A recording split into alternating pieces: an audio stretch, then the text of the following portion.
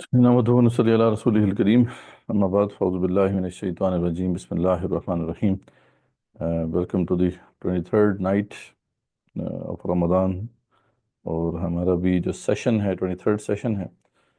इंशाल्लाह आज हमने सूरह ज़ुख़रुफ़ से आगे जो है देखना है। तकरीबन हम 25 पारे तो कर चुके हैं, 26 पारा तकरीबन जो है इंशाल्लाह हो जाएगा। सूरह ज़ुख़रुफ़ जो है वो भी मक्की सूरत है। इसका ज़माना नज़ूल वही है जो इन तमाम सूरतों का है। वो 590 के आसपास ये सूरतें नाजिल हुई। अच्छा, इन सूरतों में आप ये देखेंगे कि यहाँ पे समझाने का उनसे ज़्यादा गालिब है, ज़्यादा बात समझाई गई है। जो मुशरिकीन के एतराज़ात हैं उनके जवाब दिए गए हैं। इसके अलावा भी बहुत से दलाइल दिए गए हैं समझाने के लिए। जो वो सूरतें जो थी 10 से 13 नबी के दरमियान नाजिल हुई, उनमें हम देखते हैं कि तंबीह या डराने का अंसर जो है गालिब है। इसके अलावा जाहिलाना जो अकायद थे इनके, उनको तनकीद का निशाना बनाया गया है। और जो है पुरानी कौमों के हवाले से भी कुछ जो है इंतज़ार किया गया है। अच्छा, इसके अंदर जो है शुरू में तो कुरान की अज़मत है और अल्लाह ताला की कुदरतों और नेमतों का बयान है। मुख्तलिफ जो अल्लाह ताला ने नेमतें अता की हैं, अल्लाह ताला बार बार उनका जिक्र करते हैं। जैसे अल्लाह ताला फरमाते हैं कि लितस्तऊ अला ज़ुहूरिही सुम्मा तज़कुरू नेमत रब्बिकुम रब्बिकुम इज़ तबैतुम अलैहि व तक़ूलु सुब्हानल्लज़ी सख़र लना हाज़ा वमा कुन्ना लहू मुक़रिनीन थी। ये जो मैंने आयत अभी शुरू में तिलावत भी की थी कि ये जो है अल्लाह ताला ने नेमतों का बताया कि ये सवारियाँ भी अल्लाह ताला की नेमतें हैं। और जब तुम सवारी पे बैठ जाओ तो फिर तुम क्या पढ़ो, ये तुम जो है दुआ किया करो कि सुब्हानल्लज़ी सख़र लना हाज़ा वमा कुन्ना लहू मुक़रिनीन व इन्ना इला रब्बिना लमुनक़लिबून। तो यानी ये जो है सवारी की दुआ है जो कि हम पढ़ते हैं। अल्लाह ताला ने ये दुआ भी सिखाई है। उसके बाद जो है अल्लाह ताला के बारे में जो बातिल अकायद हैं उनकी बुनियाद जो है वाज़े की गई है। बड़ा इंपॉर्टेंट पॉइंट है जो मैं हमने कुरान में बार बार आया है इसमें, अभी तक जो आपने सुना होगा। यानी ये तकरार है इसके अंदर कि देखो जो ब्लाइंड फेथ है, असल जो है ना बुराई की जड़ यही है कि जो लोग जो है ब्लाइंड फेथ के ऊपर चल रहे होते हैं अपने बावजूद के पीछे, अब उनको आप नहीं समझा सकते। ठीक है, यहाँ पर भी अल्लाह ताला ने इस बात को वाज़े किया कि ये लोग जो जब इनसे पूछा जाता है कि ये तुम्हारे अकायद जो हैं इसकी कोई बुनियाद है, तो वो कहते हैं कि नहीं, हमने आबा अजदाद को इस पे पाया। और इसमें एक इशारा जो है इस वाले से इस ज़मन में भी है कि ये अल्लाह ताला की बेटियां करार देते थे फरिश्तों को। कहते थे कि ये फरिश्ते अल्लाह ताला की बेटियां हैं। तो अल्लाह ताला तंज़र इन्हें कहते हैं कि खुद तो तुम्हें बेटे पसंद हैं और जो है अल्लाह को दी भी तो बेटियां। अच्छा, यहाँ पे अल्लाह ताला ने ख़वातीन के हवाले से जो है दो बातों का जिक्र किया है कि जो जिसकी वजह से जो है उनकी कुछ कमी रह गई है उनके अंदर। बाकी ज़रूरी बात है उनके अंदर किसी और एस्पेक्ट में कमी नहीं है। यानी वही जो हम पहले भी डिस्कस कर चुके हैं कि ख़वातीन के हवाले से ये जो एक तस्वुर हमारे यहाँ पाया जाता है कि औरत नाक़िसुल अक़ल है, यानी ये बहुत गलत तस्वुर है। सिर्फ चंद ऐसी चीज़ें हैं जिनको डिफ़ाइन किया गया, इसके अलावा औरतों के हवाले से कोई उनके अंदर जो है वो कमी नहीं है। ठीक है, यहाँ पे जैसे बताया गया कि अवमन युनश्शअ फ़िल हिल्यति व हुवा फ़िल ख़िसाम गैर मुबीन, कि वो एक तो ज़ेवरात में पलती हैं, नाज में पलती हैं, और दूसरा जब झगड़ा हो जाए तो बात सही नहीं कर पाती। तो ये दो चीज़ें हैं उनके अंदर जो एक तरह से जैसे कहते हैं ना कि कुछ कमी है। और ये कमी इस वाले से जो है अल्लाह की तरफ से जो बाज़ को बात से फजीलत दी है उस ज़मन में है। ठीक है, इसके अलावा आपको पता है कि बहुत सी ऐसी चीज़ें हैं जिसमें ख़वातीन को मर्दों से ऊपर फजीलत हासिल है। जैसे माँ का दर्जा बाप से ऊपर है, ये भी अल्लाह की तरफ से देन है। ठीक है, तो ये जो डिवीज़न है ये अल्लाह ताला ने की हुई है इस दुनिया के निज़ाम को चलाने के लिए। तो यहाँ पे इसका भी एक ज़िम्मन ज़िक्र है। लेकिन अल्लाह ताला तंज़न इन्हें कहते हैं कि औरतें औरतें जो हैं वैसे तो तुम्हें खुद पसंद नहीं है, लेकिन अल्लाह को दी भी तो औरतें, तो कितने अजीब फ़ैसले तुम करते हो। वक़ालू लौ शाअ अर्रहमानु मा अबदनाहुम मा लहुम बिज़ालिका मिन इल्म इन हुम इल्ला यख़रुसून। तो अल्लाह फरमाते हैं कि कहते हैं कि अगर अल्लाह चाहता तो हम उसकी इबादत ना करते। वही अल्लाह ताला ने तौफीक ही नहीं दी हमें तौहीद तौहीद की, तो फिर हम पे क्यों ब्लेम किया जा रहा है। यानी इस तरह जो है वो बात को घुमा के वो किया करते थे। तो ये बात क्लियर है मेरे ख्याल में। इसमें ये वाली आयत जो है दोबारा से अल्लाह ताला इस बात को वाज़े करते हैं कि हम आतैनाहुम किताबम मिन क़ब्लिहिम फहुम भी मुस्तमसिकून बल क़ालू इन्ना वजदना आबाअना अला उम्मतिन व इन्ना अला आसारिहिम मुहतदून। ठीक है, जब क्या ہم نے انہیں اس سے پہلے کوئی اور کتاب دی ہے جسے یہ مضبوط تھامے ہوئے ہیں، جس کی بنا پر یہ مطلب یہ فیصلے کر رہے ہیں کہ اللہ کے ساتھ جو ہے شریک مقرر کیے ہوئے ہیں، فرشتے اللہ کی بیٹی ہیں وغیرہ وغیرہ؟ نہیں، بلکہ یہ تو کہتے ہیں کہ ہم نے اپنے آباء و اجداد کو ایسے اس پر پایا اور ہم انہی کے نقش قدم پر چلنے والے ہیں۔ تو یہ والا پوائنٹ تو میرے خیال میں اب کافی حد تک کلیئر ہو گیا ہے۔ اس پہ کوئی کوشچن ہے تو بے شک پوچھ لیں، کہ اس پہ ضمن میں کوئی کوشچن ہو۔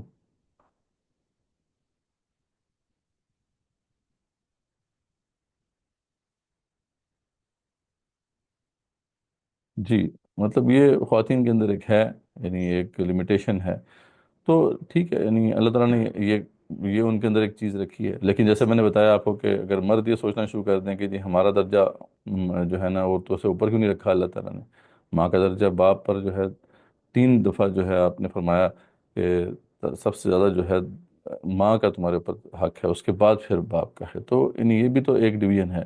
تو اصل میں ہمیں اس ڈویژن میں جو اللہ تعالیٰ نے کی ہے اس کو ہمیں ایکسیپٹ کرنا چاہیے، لیکن بس یہاں تک ہی رکھنا چاہیے نا، جتنی لمیٹیشن بیان کی گئی ہے، جتنی لمیٹیشن ہے، جیسے آپ صلی اللہ علیہ وسلم کی وہ حدیث ہے جس کا لوگ بڑا غلط مطلب لیتے ہیں کہ آپ نے سنا نا 2 نقص ہیں عورتوں کے اندر، ایک دین کا نقص ہے اور ایک عقل کا نقص ہے۔ تو عقل کا نقص ہے، عقل ہی ناقص نہیں ہے، مطلب عقل میں ایک نقص ہے، ٹھیک ہے، کہ وہ 2 گواہیوں کے برابر جو ہے ایک مرد کی جو گواہی ہے اس کے مقابلے میں 2 عورتوں کی گواہی رکھی گئی ہے عدالتی معاملات کے اندر، اور وہ اسی وجہ سے ہے کہ بات صحیح نہ بتا سکنا یا کنفیوز ہو جانا، حیا کی وجہ سے، اس پریشر کی وجہ سے جو ہے کنفیوز ہو جانا، تو یہ اس وجہ سے اللہ نے رکھا ہے، یا پھر وہ جو حیض کے دنوں میں جو ہے نماز نہ پڑھ سکنا یا عبادت نہ کر سکنا، بس یہی ہے نا، جتنا ڈیفائن کیا کہ اسے وہاں تک رکھے، اس سے آگے جو ایکسٹراپولیٹ کر کے جو ہے عورت کی پوری ذات کے اوپر ایک دبا لگا دینا، یہ بہت بڑا ظلم ہے، تو یہ نہیں ہونا چاہیے۔ تو باقی جو ہے یہ والا پوائنٹ الحمدللہ اب کافی حد تک کلیئر تو ہو گیا ہے۔ کوئی کوشچن اس کے اوپر اس زمن میں ہے تو بے شک پوچھ لیں، کہ blind faith this is the real culprit, یعنی اسی وجہ سے سب کچھ دنیا میں جو ہے مسائل ہیں۔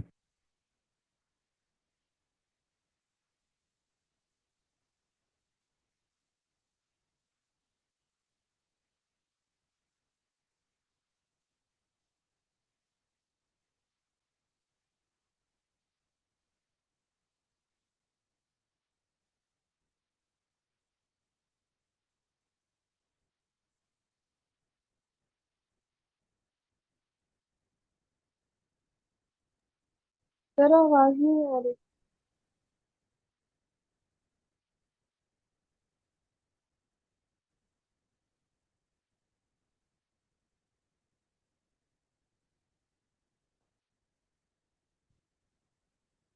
بیٹری کا شاید مسئلہ ہو۔ ٹھیک ہے آواز؟ یس سر۔ جی جی۔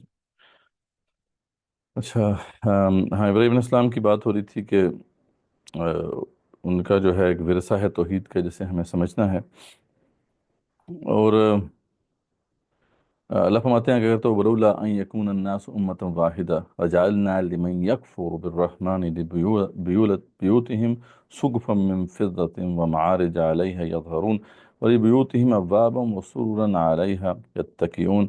اللہ فرماتے ہیں اگر تو یہ بات نہ ہوتی کہ تمام لوگ ایک ہی طریقے پر ہو جائیں گے، یعنی بالکل ہدایت پر ہی آ جائیں گے، یا بالکل جو ہے ہدایت سے مڑ جائیں گے، زیادہ زیادہ جو ہے اس میں بات یہی آ رہی ہے کہ اگر تو ہم لوگوں کو جو ہے یہ سب کچھ دے دیتے، سب نعمتیں جو ہے دے دیتے، تو حق کی طرف آنا جو ہے ممکن ہی نہیں رہتا ہے ان کے لیے، یہ تو باطل کی طرف ہی جھک جاتے۔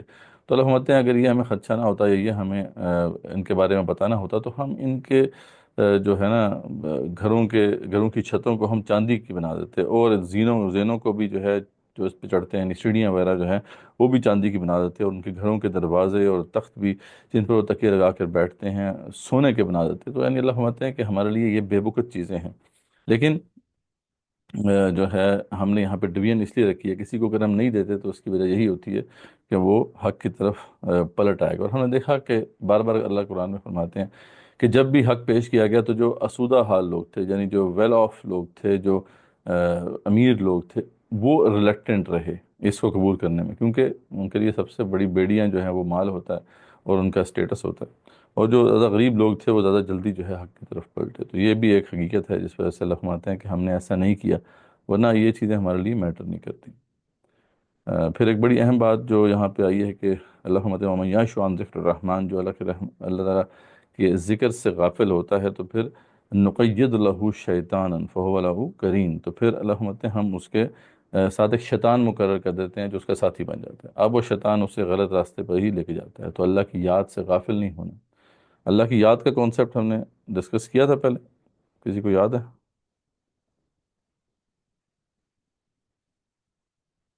نو سر۔ اللہ کی یاد کیا چیز ہے؟ ٹھیک ہے، اللہ کی یاد کے بارے میں بھی بہت غلط کانسیپٹ جو ہے ہمارے ہاں پایا جاتا ہے۔ اللہ کی یاد کے بارے میں جب بھی ہم بات کرتے ہیں تو شاید ہمارا جو ذہن ہے وہ تسبیح کی طرف چلا جاتا ہے، تسبیح یعنی وہ جو ہے تسبیح پھیرنے کی طرف، ٹھیک ہے۔ حالانکہ اللہ کی یاد اور چیز ہے اور تسبیح جو ہے وہ اور چیز ہے۔ لیکن تسبیح جو ہے وہ ذریعہ ذکر ہے، اسی طریقے سے قرآن مجید کی تلاوت جو ہے وہ ذریعہ ذکر ہے، قرآن مجید میں غور کرنا ذریعہ ذکر ہے، اسی طریقے سے مظاہر فطرت ہیں، چاند ہے، سورج ہیں، ستارے ہیں، ان پہ غور کرنا یہ ذرائع ذکر ہیں، یعنی ان کے ذریعے سے اللہ یاد آتا ہے، یہ اللہ کی یاد نہیں ہے، ٹھیک ہے نا۔ اللہ کی یاد کا لمحہ جو ہے وہ کون سا لمحہ ہے جس میں آپ کو اللہ یاد آ جائے، بس یہی اللہ کا ذکر ہے، ٹھیک ہے۔ مطلب تو جیسے انسان گناہ کرنے لگے اور اس سے ایک دم رک جائے، اللہ کی یاد آ جائے اسے کہ اللہ دیکھ رہا ہے، یہ بھی اسی میں آ جاتا ہے۔ آپ کی آواز تھوڑی کم آ رہی ہے، پتہ نہیں مجھے شاید کم آ رہی ہے، میں کہہ دوبارہ۔ رہی ہوں کہ جیسے انسان کوئی گناہ کر رہا ہوتا ہے اور کہتا ہے کہ اس کو ایک دم خیال آتا ہے کہ اللہ تعالیٰ دیکھ رہا ہے مجھے، اور مطلب گناہوں سے رکتا رہتا ہے اللہ تعالیٰ کو یاد کر کے، تو یہ بھی صحیح اسی میں آ جاتا بالکل، جدھر بھی اللہ یاد آ گیا آپ کو، بس جیسے فار ایگزامپل یہ ہم ڈسکشن کر رہے ہیں، یہ ہماری ایک محفل ہے، یہ بھی اللہ کی یاد کی محفل ہے، کیونکہ ہم اس میں قرآن مجید پڑھ رہے ہیں، اور سب سے بہترین ذریعہ جو ہے اللہ کو یاد کرنے کا وہ قرآن مجید ہے، ٹھیک ہے نا۔ یعنی اس سے زیادہ تو اچھا ذریعہ نہیں ہو سکتا، ہم اللہ کے کلام کو ڈسکس کر رہے ہیں تو اللہ یاد آ رہا ہے، تو اللہ یاد آ رہا ہے جس لمحے آپ کو، بس وہ اللہ کا ذکر کا لمحہ ہے۔ اور اگر آپ تسبیح پھیر رہے ہیں، جسٹ امیجن کہ آپ تسبیح پھیر رہے ہیں، یا مطلب یہ ہے کہ لا الہ الا اللہ، لا الہ الا اللہ، لا الہ الا اللہ، اور یا پہ سبحان اللہ الحمدللہ کی تسبیح پھیر رہے ہیں، دھیان کہیں اور ہے آپ کا، تو اللہ کی اللہ کا ذکر نہیں ہے اس کے اندر، وہ اللہ کا ذکر نہیں ہو رہا، بس آپ you are wasting your time. تو بات یہ ہے کہ ذکر اللہ کی یاد ہے، چاہے وہ کسی ذریعے سے بھی آپ کو اللہ یاد آ جائے، اور زیادہ تر ہمیں اللہ کی یاد میں رہنا چاہیے۔ اچھا، اللہ کی یاد میں رہنے کا جو سب سے بہتر طریقہ ہے وہ کیا ہے کہ وہ آپ اس کو چینج کرتے رہیں، ٹھیک ہے نا۔ جو ذرائع ذکر ہیں ان کو آپ جب چینج کرتے رہیں گے تو آپ اللہ کی یاد میں زیادہ دیر تک رہ سکتے ہیں۔ انسان کو اللہ نے بنایا ہی اس طرح سے ہے، وہ ایک ہی قسم کے ذریعے سے جو ہے تنگ آ جاتا ہے، لیکن یہاں پہ انفارچونیٹلی ہمارے ہاں جو مسئول ہے کہ 1 لاکھ دفعہ یہ پڑھنا ہے، 2 لاکھ دفعہ یہ پڑھنا ہے، مطلب اب یہ 1 لاکھ دفعہ آپ کس طرح فوکس کر کے پڑھ سکتے ہیں؟ تو اس لیے اب جتنا اس کو، اس سے بہتر یہ ہے کہ آپ یہ کاؤنٹ کریں کہ آپ کی دن کی کتنی گھڑیاں اللہ کی یاد میں رہیں، ٹھیک ہے۔ اگر آپ ٹائمر اس پہ لگا لیں تو وہ زیادہ جو ہے نا وہ پروڈکٹیو ہوگا۔ فار ایگزامپل آپ دیکھیں کہ جی میں ابھی اس وقت جو ہے نا میں اللہ کے اوپر میرا فوکس ہے، بس اللہ میرے دھیان میں ہے، اب میں دیکھتا ہوں کہ کب تک اللہ میرے دھیان میں رہتا ہے۔ 30 منٹس آپ نے اللہ کو اپنے دھیان میں رکھا، پھر 40 منٹس رکھا، پھر آپ نے ایسا، تو اس طرح ذکر کو میئر کرنا چاہیے، نہ کہ کتنی دفعہ یہ پڑھ لیا، کتنی دفعہ یہ پڑھ لیا، ٹھیک ہے۔ تو یہ ایک ڈفرینٹ وے ہے اس کو صحیح طریقے سے سر انجام دینے کا۔ کلیئر ہو گیا جی؟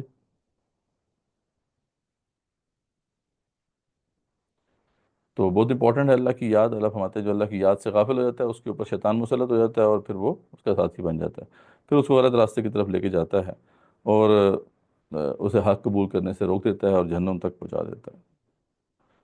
اچھا، اس کے بعد موسیٰ اور فرعون کے واقعہ ہے، ایک دفعہ پھر یہاں پہ آیا کہ اللہ تعالیٰ نے موسیٰ علیہ السلام کو بھیجا اپنی نشانیوں کے ساتھ، فرعون نے انکار کر دیا، اور یہی جو ہے سلسلہ چلتا رہا۔ جب وہ چھوٹے چھوٹے عذاب کا سلسلہ شروع ہوا تھا تو اس وقت تھوڑا وہ لائن پر آئے تھے، اور موسیٰ سے کہتے تھے کہ اے موسیٰ آپ اللہ سے دعا کریں یہ بلا ٹل جائے، تو تھے موسیٰ علیہ السلام خیر دعا کرتے تھے، وہ بلا ٹلتی تھی، پھر نہیں مان رہے تھے، پھر دوسرا عذاب آتا تھا، وہ 7 جو ان کے اوپر آئے تھے نا چھوٹے چھوٹے عذاب، تو اس پہ فرعون نے ایک دفعہ کہا کہ ونادا فرعون نے کہا کہ فی قومی، اپنی قوم سے، قال یا قومی الیس لی ملک مصر، کہ یہ مصر جو ہے، مصر کی جو ملکیت، بادشاہت ہے، میری نہیں ہے، اور وہذہ الانہار تجری من تحتی، اور یہ دیکھو جو نیچے نہریں بہ رہی ہیں، نہری نظام ہے، یہ میرا اسٹیبلش کیا ہوا نہیں ہے، افلا تبصرون، تو کیا تم دیکھتے نہیں ہو میں ہی خدا ہوں؟ اس کا مطلب ہے کہ وہ اپنے آپ کو خالق نہیں سمجھتا تھا، وہ بھی اپنے آپ کو یہ سمجھتا تھا کہ میں منتظم ہوں یہاں کا، تو اس لیے مجھے خدا مانو، تو خالق کا دعویٰ اس نے بھی نہیں کیا تھا، ٹھیک ہے۔ اور پھر اس نے یہاں پر جو ہے ایک ایسی کنورسیشن بھی ہے جو باقی جگہوں پہ نہیں آئی، کہ اس نے یہ کہا تھا کہ بلکہ جو ہے میں بہتر ہوں یا وہ بہتر ہے جو سیدھے سے بول بھی نہیں سکتا، اور جو بے توقیر ہے، یعنی موسیٰ علیہ السلام سے کہا تھا، اور اچھا اس پر سونے کے کنگن کیوں نہیں آپ پڑے، یا اس کے ساتھ کوئی فرشتہ کیوں نہیں اترا، یہ ساری باتیں اس نے کی تھی، اس نے اپنی قوم کو بہلایا، انہوں نے اسی کی بات مانی، یقیناً یہ سارے کے سارے نافرمان لوگ تھے، تو بس اللہ تعالیٰ فرماتے ہیں ان کو ہم نے ختم کر دیا۔ پھر عیسیٰ علیہ السلام کے حوالے سے ایک اعتراض کا جواب ہے، عیسیٰ علیہ السلام کے حوالے سے جو ہے نا، انہوں نے ایک مذاق بنا لیا، جب خاص طور پہ وہ آیت آئی نا کہ یہ اور ان کے جو رب ہیں دونوں جہنم میں جلیں گے، تو اس پہ جو ہے یہ بڑے خوش ہوئے جو تھے نا مشرکین، انہوں نے کہا لو جی عیسیٰ علیہ السلام جو ہیں ان کو بھی تو لوگ جو ہے رب مانتے ہیں، تو عیسیٰ علیہ السلام بھی جہنم میں جلیں گے معاذ اللہ۔ تو اللہ نے کہا کہ بالکل بیوقوف والی باتیں کرتے ہیں، عیسیٰ علیہ السلام تو جو ہے نیک بندے تھے، انہوں نے تھوڑی کہا تھا کہ مجھے شریک بنا دو، یہ تو لوگ کہتے ہیں کہ وہ رب ہیں، وہ تھوڑی کہتے تھے کہ میں جو ہے رب ہوں، اور وہ تو قیامت کی علامت میں سے ہیں، وہ تو ان کا بڑا مقام ہے، ان کو اللہ نے بڑے معجزات دیے، وہ سارا اس میں جو ہے ان کا ذکر ہے، اور ان کی اصل جو حیثیت ہے اس کو بتایا گیا ہے۔ پھر اللہ فرماتے ہیں حل ینظرون الا الساعہ، کہ کس بات کا انتظار کر رہے ہیں کہ قیامت ہی آ جائے، ان تأتیہم بغتہ، کہ اچانک ان کے اوپر آ جائے گی، وہم لا یشعرون، ان کو شعور بھی نہیں ہوگا۔ تو پھر جنت و دوزخ کا ذکر ہے، اعمال کے اچھے برے نتائج کا ذکر ہے، یہ پہلے ہم دیکھ چکے ہیں۔ وہی جو ان کی پکار ہوگی، آپس میں پہلے بلیم کریں گے، جب اس سے ہار جائیں گے جہنم والے جو ہیں، جب کہیں گے نا تو تمہاری وجہ سے ہم آئے تھے، تمہاری وجہ سے آئیں گے، پھر وہ شیطان کی طرف انگلیاں اٹھیں گی، شیطان بھی کہے گا بھائی اب فائدہ کوئی نہیں جھگڑنے کا، ہم ادھر ہی جہنم میں ہیں، تو سارے کے سارے پھر نہ جائیں گے جہنم کے داروغہ کے پاس، داروغہ ہیں یعنی جو جہنم کے چوکی دار ہیں، ان سے کہیں گے، وہ بھی نہیں سنیں گے ان کی بات۔ پھر جو سب سے بڑا جو چیف ہے جہنم کے جو جیلر، جو جہنم کی جو جیل ہے اس کا جو بڑا جیلر ہے وہ ہے مالک، تو مالک کے پاس پھر جائیں گے سارے کے سارے، اور ریکویسٹ لے کے جائیں گے سارے، یک زبان ہو کے کہیں گے جی اے مالک، اپنا آپ کا جو رب ہے نا ہمارا کام ہی تمام کر دے، بس یہ ان سے ایک ہمارا ریکویسٹ دے دیں کہ آپ ہمیں، ٹھیک ہے ہمیں کچھ نہیں جنت چاہیے، ہمیں بس آپ وینش کر دیں، ٹھیک ہے تو کہے گا تمہیں تو ہمیشہ رہنا ہے یہاں پر بھائی، ٹھیک ہے ہم تو تمہارے پاس حق لے کر آ چکے تھے، تمہارے پاس حق آیا تھا کہ نہیں آیا تھا؟ جب حق آ گیا تھا تو پھر اب یہاں پہ کیا باتیں تم کر رہے ہو؟ اکثر لوگ جو ہے حق سے نفرت رکھنے والے ہی تھے، تو پھر اب یہیں پہ رہنا ہے بھائی، یہاں سے نکلنے کا کوئی راستہ نہیں ہے۔ پھر کفار کی ہٹ درمی ہے اور اسلام مخالف جدوجہد پر ان کو تنبیہ کی گئی ہے، اور پھر اللہ کی قدرت اور علم کا بیان ہے، اور شفاعت بادلہ کا جو عقیدہ ہے اس کو رد کیا گیا۔ اللہ فرماتے ہیں یا بلا یملک الذین یدعون من دونہ الشفاعۃ الا من شہد بالحق وهم یعلمون، جنہیں یہ لوگ اللہ کے سوا پکارتے ہیں وہ شفاعت کرنے کا اختیار ہی نہیں رکھتے۔ ہاں مستحق شفاعت تو وہ ہوتے ہیں نا، یعنی شفاعت تو وہ کرے جو علم رکھتا ہو، ان کے پاس تو علم نہیں ہے، جو حق بات کا اقرار کریں اور انہیں علم بھی ہو، تو وہ لوگ شفاعت کر سکتے ہیں نا، تو ان کے پاس تو علم ہی نہیں ہے، نالج ہی نہیں ہے، کس بیس پہ کسی کو ریکمینڈ کریں گے، ٹھیک ہے۔ تو اس کو بھی اللہ تعالیٰ نے جو ہے بار بار قرآن میں رد کیا ہے۔ اس کے بعد سورۃ دخان ہے، 5 سے 6 نبی کے اندر یہ بھی سورۃ نازل ہوئی، اور اس میں بھی جو ہے سمجھانے کا بھی عنصر ہے، اور اس کے اندر ڈرانے کا عنصر بھی ہے۔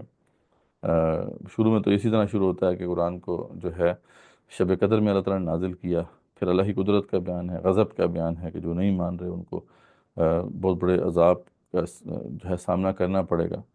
پھر ایک دفعہ پھر موسیٰ اور فرعون کے قصے کا ذکر ہے، کچھ نصیحتیں ہیں کہ اللہ تعالیٰ نے جو ہے موسیٰ علیہ السلام کو بھیجا فرعون کی طرف، اس نے نہیں مانا، اس کو پھر ہم نے غرق کر دیا، اللہ فرماتے ہیں۔ اور اللہ فرماتے ہیں کہ دیکھو تو صحیح کہ کس طریقے سے وہ اپنے گھروں سے خود ہی نکلے، فرعون اور جو اس کے قوم والے تھے، اللہ نے ان کو نکالا اس طریقے سے کہ وہ اپنے گھر بار، اپنے محلات، اپنا سب کچھ جو ہے چھوڑ کے نکلے، وہ سب کچھ پیچھے چھوڑ گئے، ٹھیک ہے۔ تو اسی طرح ہوتا ہے جب اللہ کا حکم آتا ہے تو سب کے سب اللہ کے اس حکم کے تابع آ جاتے ہیں، اور ان کو تباہ کر دیا جاتا ہے، ختم کر دیا جاتا ہے۔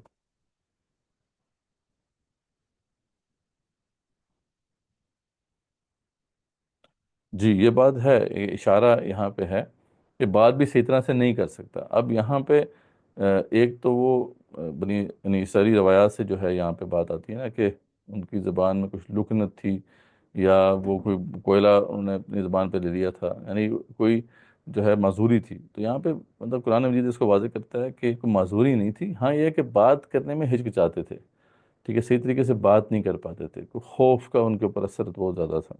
تو لیکن بعد میں جب انہوں نے دعا کی تو وہ گرا ان کی کھل گئی، اور پھر کبھی وہ جو ہے ان کو مسئلہ نہیں ہوا۔ ٹھیک ہے، اچھا، آم، ٹھیک ہے، اس کے بعد جو ہے کفار کا انکار آخرت ہے، اللہ کا جواب ہے ان کو، جنت و دوزخ کا جو ہے ذکر ہے۔ وہ تقریباً ہم یہ مباحث دیکھ چکے ہیں۔ زقوم درخت کا ذکر ہے کہ جو جہنم کے بالکل جڑ سے نکلے گا، اور اس کے جو خوشے ہیں وہ شیاطین کے سروں جیسے ہیں، یعنی ان کے جو اوپر جو لٹکے ہوئے پھل ہیں وہ بھی شیاطین کے سروں جیسے ہیں۔ تو اور اس کی اندر کی کیفیت کیسی ہے کہ اس کے اندر جو ہے وہ چلتا ہوا تیل ہوگا، جب یہ کھائیں گے تو وہ تیل جو ہے ان کے اندر سارے نظام کو ختم کر دے گا، خراب کر دے گا۔ اور پھر اوپر سے ان کو پیاس لگے گی تو گرم پانی دیا جائے گا، اور ان کا بالکل اندر سے سب کچھ ختم ہو جائے گا۔ تو اللہ تعالیٰ فرماتے ہیں کہ یہی ان کا انجام ہے، بس آپ اس قرآن کے ذریعے سے ڈراتے رہیے، فَإِنَّمَا يَسَّرْنَاهُ بِلِسَانِكَ لَعَلَّهُمْ يَتَذَكَّرُونَ، ہم نے اس قرآن کو آپ کی زبان میں آسان کر دیا تاکہ وہ نصیحت حاصل کریں۔ اب آپ بھی منتظر رہیے، یہ بھی منتظر ہے۔ اس کے بعد جو ہے سورہ جاسیہ ہے، یہ بھی ملتی جلتے مضامین ہیں اس کے۔ سورہ جاسیہ جو ہے اس کے اندر ایک اسپیشل بات یہ ہے کہ اس میں بہت سی نشانیوں کا ذکر ہے، آیات آفاقیہ کا ذکر ہے، جو اللہ تعالیٰ نے بہت سی نشانیاں جو ہیں دی ہیں، ہمیں دکھائی ہیں، ان سب کا ذکر ہے، اور پھر آیات قرآنیہ کا ذکر ہے۔ اللہ فرماتے ہیں کہ ان سب آیات آفاقیہ کے ذریعے سے اب حق تک جو ہے وہ پہنچ سکتے ہیں، اور جب قرآنی آیات آ گئیں تو اب تو حق بالکل واضح ہو گیا۔ اب what else do they want، یعنی اب ان کے لیے کوئی اور چیز تو جو ہے نہیں جو ان کو چاہیے۔ تو یہاں پہ جو ہے اللہ فرماتے ہیں کہ یہ ہم نے بہت سی ان کو جو ہے ہم نے پیدائش کے اندر جو ہے تخلیق کے اندر بہت سے دلائل ہیں، نظم کے حوالے سے بہت سے دلائل ہیں۔ پھر اللہ فرماتے ہیں تلک آیات اللہ نتلوہا علیک بالحق، یہ ہے اللہ تعالیٰ کی آیات جنہیں ہم آپ کو صحیح طریقے سے بتا رہے ہیں، آپ تک پہنچا رہے ہیں۔ کبھی یہ حدیث بعد اللہ و آیاتہ یؤمنون، تو اللہ کی آیتوں کے بعد یہ کس بات پر ایمان لائیں گے، what else do they want، ٹھیک ہے۔ تو یعنی اب قرآن مجید جب آ گیا اور اس میں اس کا معجزہ ہونا ثابت ہو گیا، اس پہ چیلنج بھی ہو گیا، وہ ساری باتیں ہم دیکھ چکے ہیں۔ اب کوئی ایسی بنیاد باقی نہیں رہ گئی کہ اب قرآن کو نہ مانا جائے۔ تو اللہ فرماتے ہیں کہ افسوس ہے ایسے جھوٹے گناہ گار پر جو اللہ کی آیات کو اب جھٹلاتا ہے جب اس کے پاس اس کی کوئی دلیل نہیں ہے۔ پھر جو ہے جو بھی ایسا کرے گا اللہ فرماتے ہیں اسے سخت عذاب جو ہے وہ جھیلنا پڑے گا۔ اور پھر من عمل صالحا فلنفسی ومن اساء فعلیہا، جس نے بھی اچھا کام کیا تو اسی کا فائدہ ہے، جو برا کام کرے گا تو وبال اسی کے اوپر ہوگا۔ اور ثم الی ربکم ترجعون، تم رب کی طرف ہی پلٹائے جاؤ گے۔ اس میں ایک اور بات جو کہ بار بار قرآن میں آتی ہے وہ ہے وَسَخَّرَ لَكُم مَا فِي السَّمَاوَاتِ وَمَا فِي الْأَرْضِ، کہ ہم نے مسخر کر دیا ہے زمین و آسمان کو آپ کے لیے، یعنی یونیورس جو ہے اس سب کو اللہ تعالیٰ نے مسخر کر دیا ہے۔ اس کا مطلب کیا ہے؟ اس کا مطلب ہے کہ کائنات کی ہر شے جو بھی موجود ہے کہیں پہ، چاہے وہ کہیں گلیکسیز میں ہے، چاہے وہ کئی پلانٹس کے اندر ہے، وہ سب ہمارے فائدے کی۔ تو کتنی بڑی موٹیویشن ہے کہ ہم اس یونیورس کو ایکسپلور کریں اور اس میں سے اپنے فائدے کی چیزیں لیں۔ مطلب ہمیں قرآن مجید نے پہلے سے یہ یقین دلا دیا ہے کہ اگر آپ چاند پہ بھی جاؤ گے تو وہاں پہ آپ کو کیا ملے گا، وہاں پہ بھی آپ کو اپنے فائدے کی چیز ملے گی۔ آپ مارس پہ بھی جاؤ گے تو آپ کے فائدے کی چیزیں ہیں، ہر جگہ پہ آپ کے فائدے کی چیزیں ہیں۔ تو کتنی بڑی موٹیویشن ہے ایک مسلمان کے لیے کہ وہ اس یونیورس کو اسٹڈی کرے، اس کے اندر جو ہڈن ٹریجرز ہیں ان کو تلاش کرے اور ان سے فائدہ اٹھائے۔ لیکن انفارچونیٹلی آج ہم جو ہے اس سے بالکل پیچھے ہیں، اور ویسٹ اس میں آگے نکل چکا ہے، حالانکہ ساری بنیادیں جو تھی سائنسز کی وہ مسلمانوں نے ہی پرووائڈ کی تھی، اور قرآن کی یہی آیات تھیں جو کہ ان مسلمانوں کو موٹیویٹ کرتی۔ ٹھیک ہے جی. اس کے بعد بنی اسرائیل کی مثال اگین عبرتناک مثال ہے. اللہ فرماتے ہیں کہ ان کو بھی ہم نے سب کچھ دیا تھا، کتاب بھی دی، حکومت بھی دی، اور نبی بھی رکھے، لیکن انہوں نے بھی جب نہیں مانا، صاف دلائل آگے ان کے پاس، انہوں نے پھر بھی جھٹلا دیا، تو پھر ہم نے ان کے ساتھ برا انجام ہوا ان کا. اس کے بعد اللہ کی آیات کا انکار کرنے والے کافروں کے باطل عقائد کا رد کیا گیا، ان کی ہٹ درمی کی بڑی وجہ بیان کی گئی ہے. اللہ فرماتے ہیں کہ یہ جو برے کام کر رہے ہیں، گمان ہے انہیں کہ ہم انہیں ان لوگوں جیسا کر دیں گے جو اچھے اعمال کر رہے ہیں. مطلب کیا مومنین اور کافروں کو جو ہے ہم ایک جگہ پہ کر دیں گے؟ یعنی کیسے ہو سکتا ہے یہ سوال، یہ کتنی لاجیکل بات ہے کہ بندہ اس طرح سوچتا ہے. تو اللہ فرماتے ہیں کہ اصل وجہ یہ نہیں ہے، اصل وجہ یہ ہے کہ افرائیت من اتخذ الہہ ہوا، کہ آپ نے ایسے شخص کو دیکھا جس نے اپنی خواہش نفس کو ہی خدا بنا لیا. اصل مسئلہ یہ ہے، انکار کیوں ہوتا ہے کہ ہم اپنی خواہش نفس کو جو ہے وہ رب بنا لیتے ہیں. تو اللہ فرماتے ہیں جو شخص ایسا کر لے گا تو فَعَضَ اللَّهُ اللَّهُ عَلَى علم، تو پھر علم کے ہونے کے باوجود اللہ تعالیٰ اس کو گمراہ کر دیتا ہے. یعنی اب علم میٹر نہیں کرتا، اس کا نالج بھی ہے، اسے پتہ بھی ہے کیا صحیح ہے کیا غلط ہے، بٹ اس کا عمل جو ہے صحیح نہیں ہو سکتا کیونکہ وہ اپنی خواہشات کا اب بندہ بن چکا ہے. تو وہ ختم اعلیٰ سمعہ و قلبہ، اس کے کانوں پہ اور دل پہ مہر لگا دی. وجعل اعلیٰ بصرہ غشاوہ، آنکھوں کے سامنے پردے ڈال دیے. ہمیں یہدیہ من بعد اللہ، اللہ کے بعد اب کون ہے جو کہ اس کو ہدایت دے. افلا تذکرون، تو کیا تم نصیحت حاصل نہیں کرتے؟ ٹھیک ہے. اور پھر جو ہے آپ کہہ دیجئے کہ ہم ہی تمہیں زندہ کرتے ہیں، ہم ہی تمہیں مار ڈالیں گے، پھر تمہیں قیامت کے دن جمع کرے گا اللہ تعالیٰ ہی، جس میں کوئی شک نہیں ہے. لیکن اکثر لوگ جو ہے اس بات کو جو ہے تسلیم نہیں کرتے. اس کے بعد پھر آخر میں جو ہے کہ قیامت میں جو آیات کا انکار کرنے والوں کا محاسبہ ہوگا اس کا ذکر ہے، ان پر ایمان لانے والوں کا اچھا انجام ہے اس کا ذکر ہے. اور جو ہے اس پہ یہ جو صورت ہے وہ کنکلوڈ ہوتی ہے. اس کے بعد جو ہے صورت جو ہے وہ احقاف ہے. ہاں جی، صورت احقاف ہے جو کہ اس سلسلے کی آخری صورت ہے. یعنی یہ جو مکی صورتوں کا سلسلہ تھا اس کی آخری صورت ہے. اس کے بعد پھر مدنی صورتیں شروع ہوتی ہیں. سورہ احقاف جو ہے اس کا جو بیک گراؤنڈ ہے وہ بڑا اہم واقعہ ہے، وہ اس کو ہم جانتے بھی ہیں. وہ ہے طائف کا واقعہ. ٹھیک ہے جی. جہاں تک کوئی کوشچن ہو.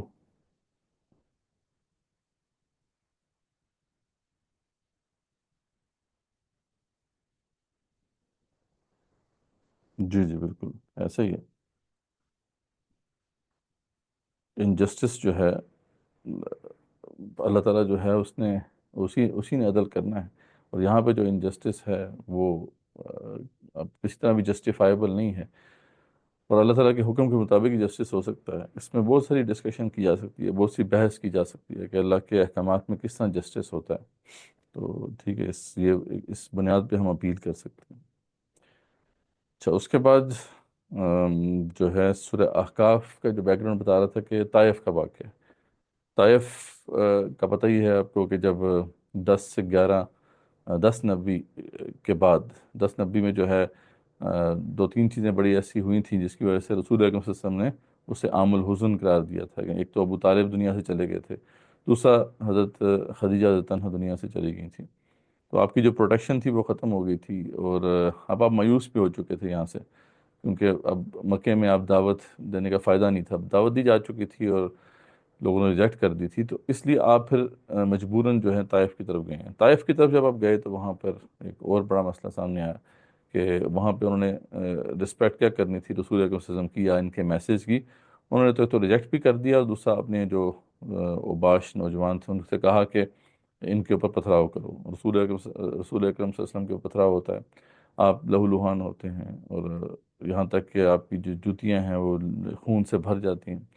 تو یہ اس طریقے سے آپ کے ساتھ ہوا. اور پھر وہ بڑی ہی رکت آمیز وہ دعا ہے جو آپ صلی اللہ علیہ وسلم نے اس وقت کی اللہ تعالیٰ سے.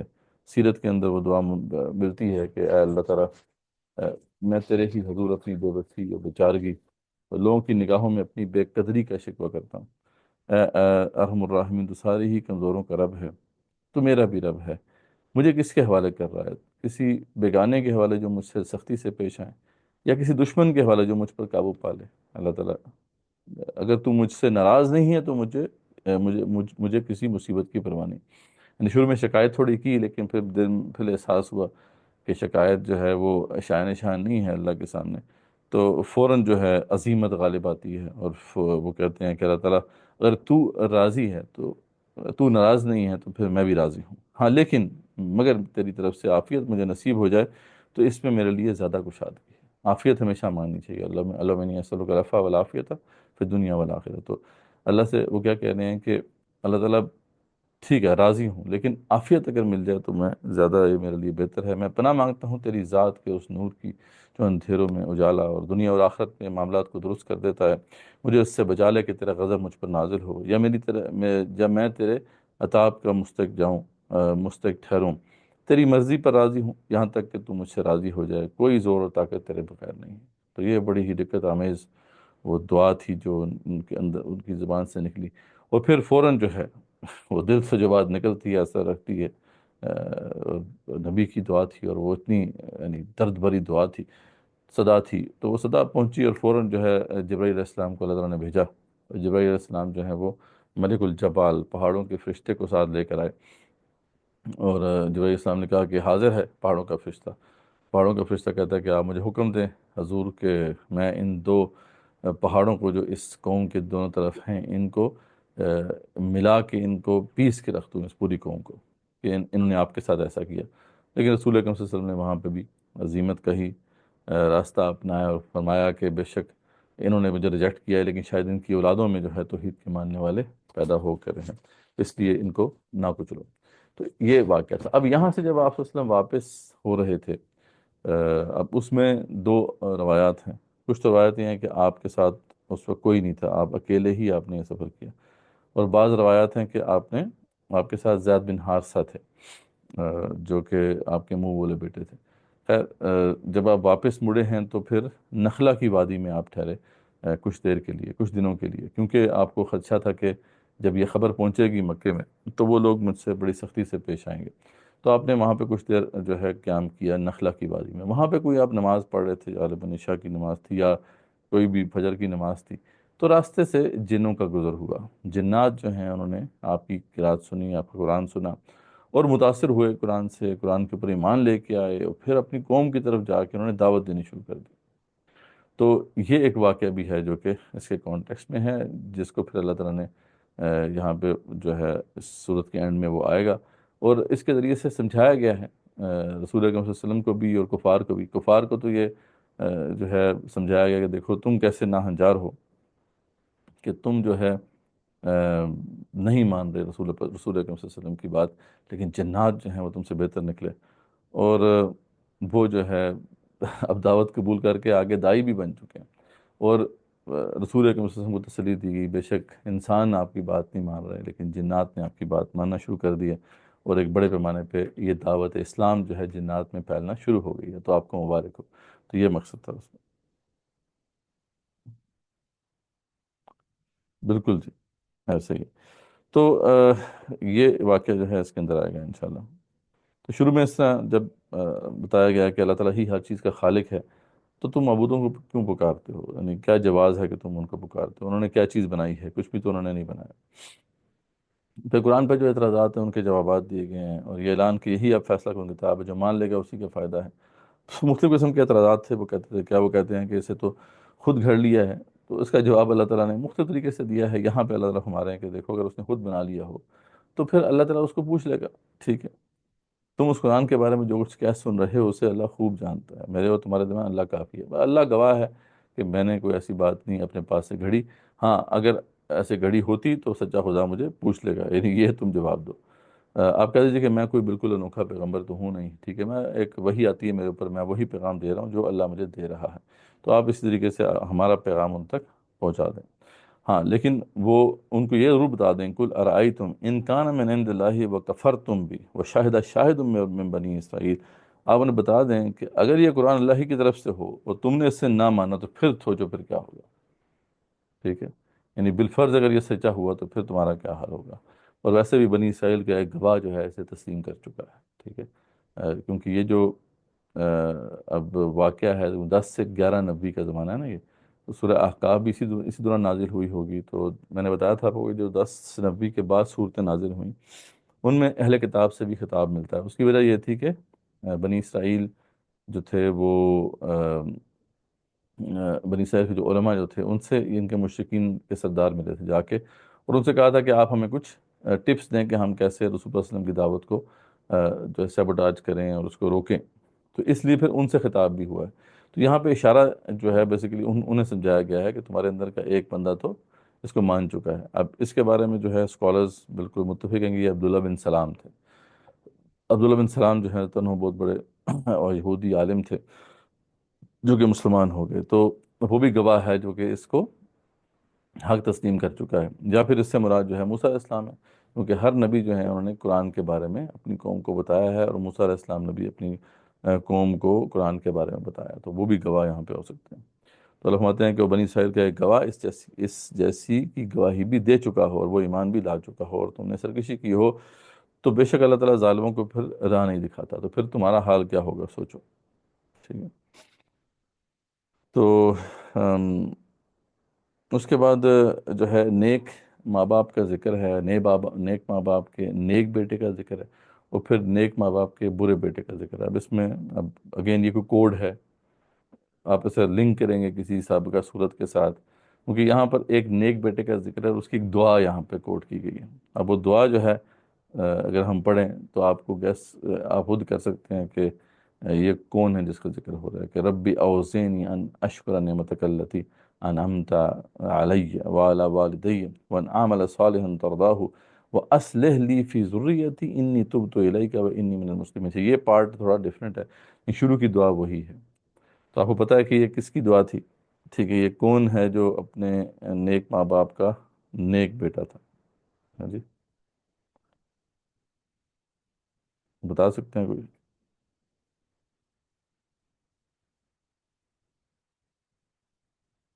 حضرت سلمان علیہ السلام. ٹھیک ہے نا. سلمان علیہ السلام کی دعا ہے نا، سورہ نمل کے اندر جو موجود ہے. ان وہ جو ہے ربی اوزینی ان اشکر نعمتک التی انعمت علیہ. تو یہ بیسیکلی سلمان علیہ السلام کی دعا تھی اس وقت جب کہ چیونٹی کی ان کو کنورسیشن سنائی دی تھی، تو اس وقت انہوں نے یہ دعا کی تھی. تو وہی دعا جو ہے یہاں پر کوٹ کی گئی. اگین کوئی لنک ضرور ہے اس کا سورہ نمل کے ساتھ، یا کوئی کوڈ کا یہ حصہ ہے، it's part of some code. یعنی اب دیکھیں اشارات بڑے ملتے ہیں کہ لگتا ہے ایسے ہے کہ جیسے یہ کوئی یعنی یہ کوڈز ہیں، ہڈن کوڈز ہیں، لیکن اس کو ڈسائفر کیسے کیا جائے یہ ذرا ایک کام ہے بڑی ریسرچ والا اور بڑی گہری سوچ والا. تو یہاں پہ نیک والدین کا ایک نیک بیٹے کا ذکر ہے. پھر آگے جا کے جو ہے ایک نیک والدین کے ایک کافر بیٹے کا ذکر ہے جو آخرت کو نہیں مان رہا، اور اس کے ماں باپ اسے سمجھا رہے ہیں. تو یہ عین ممکن ہے کہ حضرت نوح علیہ السلام کے بیٹے کا ذکر ہو، واللہ اعلم. ٹھیک ہے.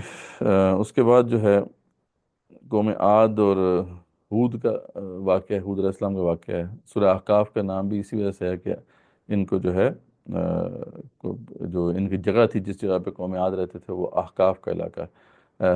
حکف کی جمع ہے احقاف، اس کا مطلب ہے ٹیلے، بہت بڑے ریت کے ٹیلے. تو وہاں پہ رب الخالی جو اس وقت موجود ہے آج عمان اور یمن کے درمیان، سعودی عرب کے ساؤدرن سائڈ پہ، وہاں پہ یہ سویلائزیشن بہت بڑی سویلائزیشن آباد تھی. اور ان کو جو ہے حود علیہ السلام نے ڈرایا. حضرت حود علیہ السلام نے کہا کہ اس کا علم تو اللہ ہی کے پاس ہے، کہ میں تو جو پیغام دے کر بھیجا گیا تھا وہ تمہیں پہنچا رہا ہوں، لیکن میں دیکھتا ہوں کہ تم لوگ نادانی کر رہے ہو.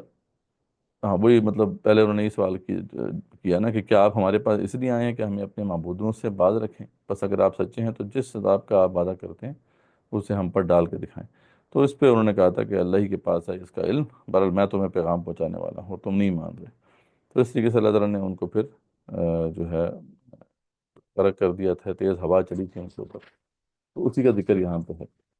تو فلولا نصرهم الذین اتخذوا من دون اللہ قربانا. تو بس قرب الہی حاصل کرنے کے لیے انہوں نے اللہ کے سوا جن کو اپنا معبود بنا رکھا ہے، قربانا آلہۃ بل ضلوا عنہم وذالک افکہم وما کانوا یفترون. تو انہوں نے ان کی مدد کیوں نہیں کی اس دن؟ ٹھیک ہے. تو قیامت والے دن ان سے پوچھا جائے گا کہ کیوں نہیں تمہاری مدد کی انہوں نے؟ تو بلکہ وہ تو ان سے کھو گئے، بلکہ یہ دراصل ان کا محض جھوٹ اور بالکل بہتان تھا، من گھڑت بات تھی۔ تو اس طریقے سے ان کا انجام ہوا۔ اس کے بعد پھر یہ واقعہ ذکر آتا ہے جس کی میں نے بات شروع میں کی ہے کہ وَإِذْ صَرَفْنَا إِلَيْكَ النَّفْرَ مِنَ الْجِنِّ، وہ یاد کیجئے جب ہم نے جنوں کی ایک جماعت کو آپ کی طرف متوجہ کر دیا تھا، يَسْتَمِعُونَ الْقُرْآنَ، جو قرآن کو سن رہے تھے، فَلَمَّا حَضَرُوهُ قَالُوا أَنصِتُوا، بس جب نبی صلی اللہ علیہ وسلم کے پاس پہنچ گئے وہ جنات، تو جو ایک ان کا لیڈر تھا، اس نے کہا کہ ذرا سنو، خاموش ہو جاؤ اور سنو، ٹھیک ہے، انصتوا فلما قضی ولوا الی قومہم منذرین، پھر جب پڑھ کر ختم ہو گیا، وہ آپ نے ختم کر لیا، تو فوراً وہ اسلام لے آئے اس کے اوپر اور اپنے قوم کو خبردار کرنے چلے گئے۔ اور قوم کے پاس جب پہنچے ہیں تو کیا کہتے ہیں؟ قالوا یا قومنا انا سمعنا کتابا، کہ اے میری قوم، اے ہماری قوم، دیکھو ہمارے پاس ایک کتاب جو ہے، ہم نے ایک کتاب سنی ہے، انزل من بعد موسیٰ، جو اتاری گئی ہے موسیٰ علیہ السلام کے بعد۔ اس کا مطلب ہے کہ وہ اہل کتاب جن تھے، تبھی اتنی جلدی وہ حق تک پہنچ گئے۔ تو مصدقا لما بین یدی، یہ اس کی تصدیق کرنے والی ہے، یہدی الی الحق، اور حق کی طرف دعوت دیتی ہے، وإلی طریق مستقیم، اور وہ راہ راست کی طرف رہنمائی کرتی ہے جو سیدھا راستہ ہے۔ تو اے ہماری قوم، اللہ کے بلانے والے کو کہا مان لو، اس پیغمبر کو تسلیم کر لو، اس پر ایمان لے آؤ، تو اللہ تمہارے گناہ بخش دے گا اور تمہیں دردناک عذاب سے پناہ دے گا۔ اور جو شخص اللہ کے بلانے والے کا کہا نہ مانے گا، بس وہ زمین میں کہیں بھاگ کر اللہ کو عاجز نہیں کر سکتا، نہ اللہ کے سوا اور کوئی اس کے مددگار ہوں گے، یہ لوگ کھلی گمراہی میں ہیں۔ تو پلٹ آؤ اللہ کی طرف، کیا وہ نہیں دیکھتے کہ جس اللہ نے آسمان و زمین کو پیدا کیا اور ان کے پیدا کرنے سے وہ نہیں تھکا، وہ یقیناً مردوں کو زندہ کرنے پر قادر ہے، کیوں نہ ہو، کیونکہ وہ یقیناً ہر چیز پر قادر ہے۔ اور اس طریقے سے جو ہے ان کا جو ہے معاملہ وہ جو ہے سامنے آتا ہے قرآن کے ذریعے سے۔ اچھا، اس کے بعد ہم دیکھتے ہیں کہ یہ وہ زمانہ ہے جس کے بعد پھر جنات کے اندر دعوت پھیلنا شروع ہو گئی تھی، اور بہت سے جنات پھر رسول اکرم صلی اللہ علیہ وسلم کے پاس آ کے ملنا شروع ہو گئے تھے اور آپ کے ہاتھ پہ بیعت کرنا شروع ہو گئے تھے۔ خود عبداللہ بن مسعود جو ہے یہ راوی ہیں اس کے کہ اس طرح کے بہت سے جو ہے آپ کے انکاؤنٹرز ہیں جنات کے ساتھ۔ ایک میں تو وہ خود بھی گئے تھے، تو یہ ابن جریر نے جو ہے یہ بلکہ ہاں یہ جو امام بہقی نے بھی اسے کوٹ کیا ہے اور ابن جریر نے بھی اسے کوٹ کیا ہے کہ حضرت عبداللہ بن مسعود فرماتے ہیں کہ ایک دو مرتبہ آپ صلی اللہ علیہ وسلم نے صحابہ سے کہا کہ آج رات تم میں سے کون میرے ساتھ جنوں کی ملاقات کے لیے چلنا چاہتا ہے؟ اچھا، اس پہ پھر عبداللہ بن مسعود نے کہا کہ میں چلتا ہوں۔ تو مکے کے کہتے ہیں بلائی حصے میں ایک جگہ حضور صلی اللہ علیہ وسلم نے لکیر کھینچ کر مجھے کہا کہ اس سے آگے نہ بڑھنا، لکیر کھینچ دی اور کہا کہ اس کے آگے نہیں بڑھنا۔ پھر آپ آگے تشریف لے گئے اور کھڑے ہو کر قرآن پڑھنا شروع کر دیا۔ میں نے دیکھا کہ بہت سے اشخاص ہیں جنہوں نے آپ کو گھیر رکھا ہے، یعنی مجھے محسوس ہو رہا تھا جیسے بہت سے لوگ ہیں جو کہ آپ کے آس پاس ہیں، وہ کھڑے ہو کر قرآن پڑھ، یعنی وہ سن رہے تھے، وہ میرے اور آپ کے درمیان حائل تھے۔ تو اس طرح جو ہے کئی اس طرح کے واقعات ہیں جس کے اندر آپ صلی اللہ علیہ وسلم جو ہیں وہ ان کو دعوت دے رہے ہیں۔ سبحان اللہ۔ اور پھر آخر میں جو ہے تسلی دی گئی ہے رسول اکرم صلی اللہ علیہ وسلم کو کہ آپ اپنا اس لیے مشن جاری رکھیں، پریشان مت ہوں، فصبر کما صبر اولو العزم من الرسل، صبر کیجئے جیسے صبر کیا تھا اولو العزم رسولوں نے۔ اولو العزم رسول کون سے ہیں؟ ہم پہلے اس کا ذکر کر چکے ہیں، ان میں جو ہے نوح ہیں، نوح علیہ السلام ہیں، ابراہیم علیہ السلام ہیں، موسیٰ ہیں، عیسیٰ ہیں، اور رسول اکرم صلی اللہ علیہ وسلم ہیں و علیہ السلام۔ تو اللہ فرماتے ہیں کہ ولا تستعجل لهم كأنهم يوم يرون ما يوعدون لم يلبثوا إلا ساعة من نهار بلاغ فهل يهلك إلا القوم الفاسقون، ٹھیک ہے، اور ان کے لیے عذاب طلب کرنے میں جلدی نہ کیجیے، یہ جس دن عذاب اس کو دیکھ لیں گے جس کا وعدہ دیے جاتے ہیں، تو یہ معلوم ہونے لگے گا کہ دن کی ایک گھڑی ہی یہ دنیا میں رہے۔ یہ ہے پیغام، بس آپ کا کام یہ ہے کہ اس کو پہنچا دیں، بس بدکاروں کے سوا کوئی ہلاک نہ کیا جائے گا۔ تو اس طرح جو ہے یہ بھی جو مکی صورتوں کا سلسلہ تھا، ایک اور سلسلہ جو ہے اپنے اختتام کو پہنچا۔ اس کے بعد جو ہے اب تین بڑی عظیم مدنی صورتیں ہیں جو اس گروپ کے اندر موجود ہیں۔ دو جو صورتیں ہیں سورہ محمد اور سورہ فتح، ان کا جو ٹاپک ہے وہ جہاد و قتال فی سبیل اللہ ہی ہے، اور جو تیسری صورت ہے سورہ حجرات، اس میں جو ہے اسلام کے جو پولیٹیکل سوشل سسٹم ہے، سوشل یا لیگل سسٹم ہے، اس کے بارے میں کچھ ہدایات دی گئی ہیں۔ تو سورہ محمد جو ہے اس کو تھوڑا دیکھ لیتے ہیں۔ سورہ محمد جو ہے یہ مدنی صورت ہے، اور 1 ہجری میں جو ہے یہ نازل ہوئی، ٹھیک ہے۔ یہ سمجھ لیں کہ سورہ بقرہ کے فوراً بعد نازل ہوئی، ٹھیک ہے۔ اس وقت تک جو ہے جہاد کی اجازت دی جا چکی تھی سورہ حج میں، اور اس کا حکم بھی آ چکا تھا سورہ بقرہ میں۔ اچھا، اب اس میں پھر کیا بات ہے؟ اچھا، اس کو سورہ محمد بھی کہتے ہیں اور اس کو سورہ قتال بھی کہتے ہیں، کیونکہ اس میں قتال کا ذکر ہے۔ اصل میں حکم تو آ چکا تھا، لیکن اس کے لیے موٹیویٹ کرنا ہے نا اب، ٹھیک ہے۔ تو اس کے لیے موٹیویٹ کرنے کے لیے صحابہ کو یہ صورت نازل ہوئی تھی، اور اس میں بہت جہاد فی سبیل اللہ کی بہت سی حکمتیں ہمارے سامنے کھولی گئیں۔ اس کا مقصد دوبارہ سے واضح کیا گیا ہے، اور جو ہے اس کی جو حکمتیں وہ بیان کی گئی ہیں، اور منافقین کا جو طرز عمل ہے اس کو ایکسپوز کیا گیا ہے۔ اور آخر میں پھر جو ہے انفاق فی سبیل اللہ کا بھی ذکر ہے، کہ جہاد مال سے بھی کرنا ہے اور جان سے بھی کرنا ہے۔ جان سے تو ٹھیک ہے آپ کپائیں گے، لیکن مال سے بھی کرنا ہے، تو اینڈ میں اس کی طرف دعوت ہے۔ تو بڑی کمپرہنسو اور جو ہے زبردست صورت ہے قتال کے موضوع کے اوپر۔ اور آپ نے دیکھا ہوگا قتال جو ہے وہ کتنی زیادہ تکرار ہے اس قرآن مجید میں اس کی، تو لیکن انفارچونیٹلی آج جو ہے اس کے اوپر کوئی ڈسکشن بھی نہیں ہے۔ لیکن جہاد و قتال جو ہے آپ دیکھیں کتنا زیادہ اس کے اوپر جو ہے ایمفسس ہے اللہ تعالیٰ کا، یہاں پہ دوبارہ جو ہے اس کو جو ہے ٹچ کیا جا رہا ہے، اور تفصیل سے اس کو کور بھی کیا جا رہا ہے۔ تو شروع میں اللہ فرماتے ہیں کہ الذین کفروا وصدوا عن سبیل اللہ اضل اعمالهم، جن لوگوں نے کفر کیا، اللہ کی راہ سے روکا، اللہ نے ان کے اعمال برباد کر دیے۔ یہ کافروں کا معاملہ ہے۔ جو لوگ ایمان لائے اور اچھے کام کیے، اس پر بھی ایمان لائے جو محمد صلی اللہ علیہ وسلم پر اتاری گئی ہے، اور دراصل ان کے رب کی طرف سے سچا دین بھی وہی ہے، تو اللہ نے ان کے گناہ دور کر دیے اور ان کے حال کی اصلاح کر دی۔ یہ ہے اہل ایمان کا معاملہ۔ یہ اس لیے کہ کافروں نے باطل کی پیروی کی، اور مومنوں نے اس دین حق کی اتباع کی جو ان کی طرف آیا ہے اللہ کی طرف سے۔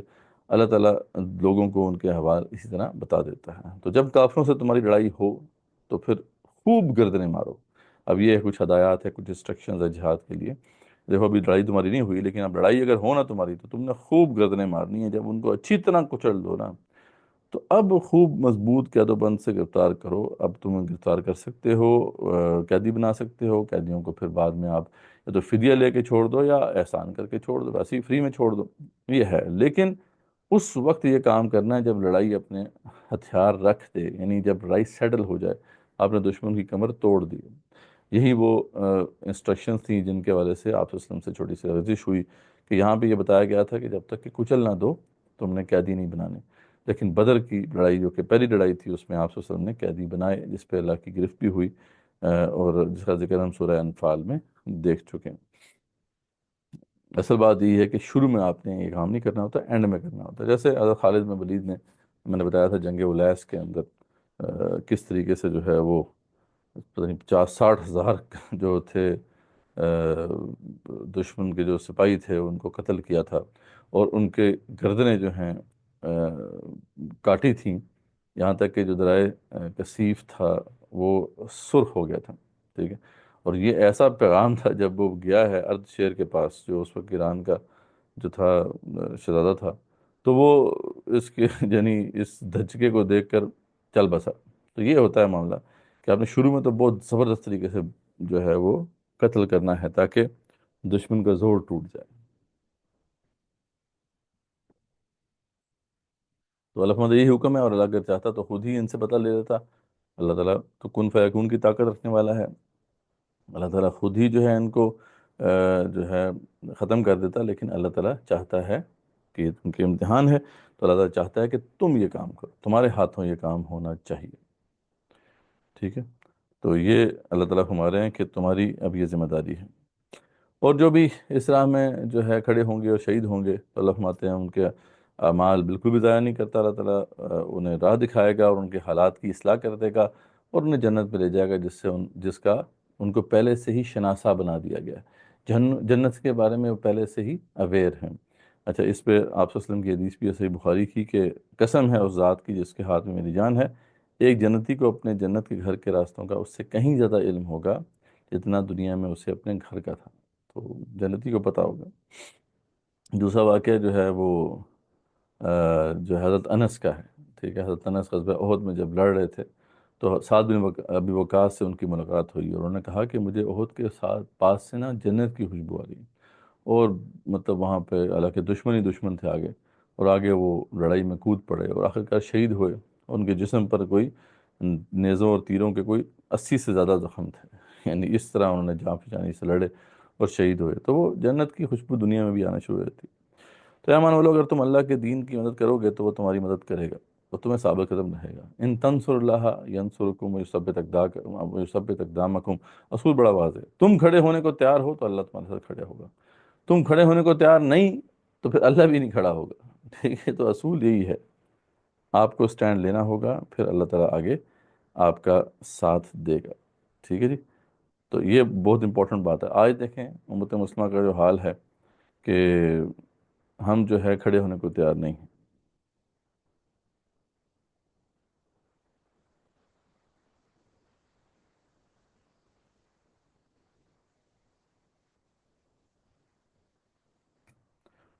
دیکھیں آپ کے لیے بڑی آسانی ہے، آپ جو ہے خواتین کے لیے تو یہ ہے کہ وہ آ، اس پورے مشن کا ساتھ دیں، اس کو سپورٹ کریں، اور اگر آپ کے خاوند ہیں تو اپنے خاوندوں کو تیار کریں کہ وہ اس کام کے لیے آگے جا پہچانی سے لڑیں، بھائی ہیں تو ان کو تیار کریں، بچے ہیں تو ان کو تیار کریں، محرم رشتوں کو تیار کریں، اور ان کو کہیں کہ جا پہچانی سے لڑو بھائی آگے، ٹھیک ہے؟ تو وہ لڑیں گے، آپ کو گھر بیٹھے اجر و ثواب ملے گا، مسئلہ ہی کوئی نہیں۔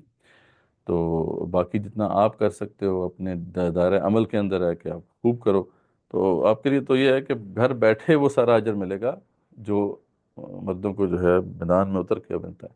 لیکن اگر آپ کا کنسرن وہ ہو، اگر آپ کا مشن وہ ہو، اگر آپ اسی کے لیے کنسرنڈ ہو، اور آپ متفکر بھی ہو اور کوشش بھی کر رہی ہو، تو پھر یہ ہے کہ آپ میدان میں نہیں بھی اترو گی تو آپ کو اس کا اجر ملے گا، ٹھیک ہے؟ آسان نہیں ہے، کتنا آسان کر دیا اللہ تعالیٰ نے عورت کے لیے۔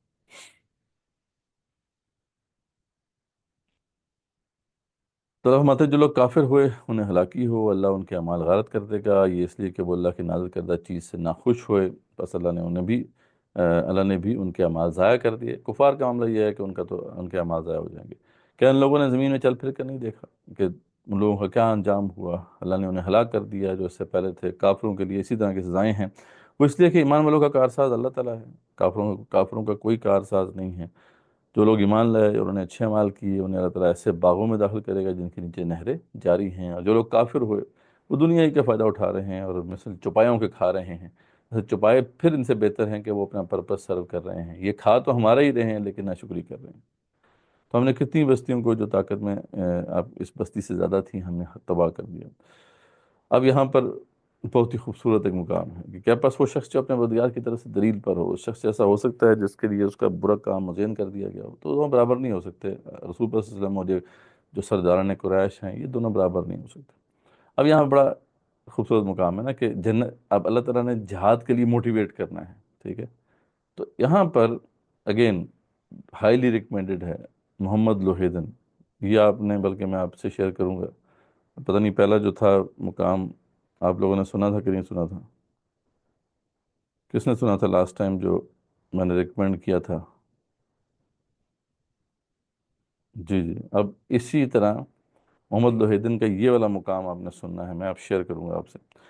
یعنی ہر جگہ پہ اللہ نے بتایا کہ باغات ہوں گے، اس کے نیچے نہریں بہتی ہوں گی، ہر جگہ پہ ذکر ہے نا جنت کا، لیکن یہاں پہ پرٹیکولرلی اس جگہ پہ جہاں پہ جہاد کا شوق دلا رہے ہیں اللہ تعالیٰ نے نہروں کو کھولا ہے، سبحان اللہ، نہروں کی مزید وضاحت کی ہے تاکہ اس کی جو اٹریکشن ہے وہ اٹریکٹ کرے صحابہ کو۔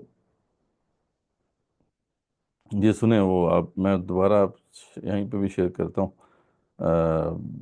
جو غزوہ احزاب کا جو میں نے آپ کو سورہ احزاب کا بتایا تھا، آیات 11:21 سے آنورڈز جو آیات ہیں سننے والی ہیں، اسی طریقے سے اس کو بھی محمد لوہیدن کی آواز میں سنیں، کمال طریقے سے انہوں نے اس کو بھی جو ہے نا پڑھا ہے۔ تو اللہ فرماتے ہیں مثل الجنت التی وعد المتقون، اس جنت کی صرف جس کا پرہیزگاروں سے وعدہ کیا گیا ہے، فیہا انہار من ماء غیر آسن، یہ ہے کہ اس میں پانی کی نہریں ہیں جو بدبو کرنے والا نہیں ہے، بالکل صاف اور پیور پانی ہے۔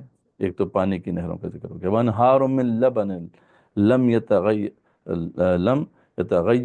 الطعم، اور دودھ کی نہریں ہیں جو جن کا مزہ نہیں بدلا، وانہار من خمر لذت للشاربین، اور شراب کی نہریں ہیں جو کہ لذیذ ہے پینے والوں کے لیے، ونہار من عسل مصفا، اور شہد کی نہریں ہیں جو بالکل صاف شہد ہے، وَلَهُمْ فِيهَا مِنْ كُلِّ الثَّمَرَاتِ، وہاں ان کے لیے ہر قسم کے پھل ہیں، وَمَغْفِرَةٌ مِّن رَبِّهِمْ، رب کی طرف سے مغفرت ہے، کمن ہو خالد فی النار، کیا یہ اس کے برابر ہو سکتا ہے جو آگ میں ہو، وَسُقُوا مَاءً حَمِيمًا، جنہیں گرم کھولتا ہوا پانی پلایا جائے گا، فَقَطَّعَ أَمْعَاهُمْ، جس سے ان کی آنتیں جو ہیں وہ کٹ جائیں گی۔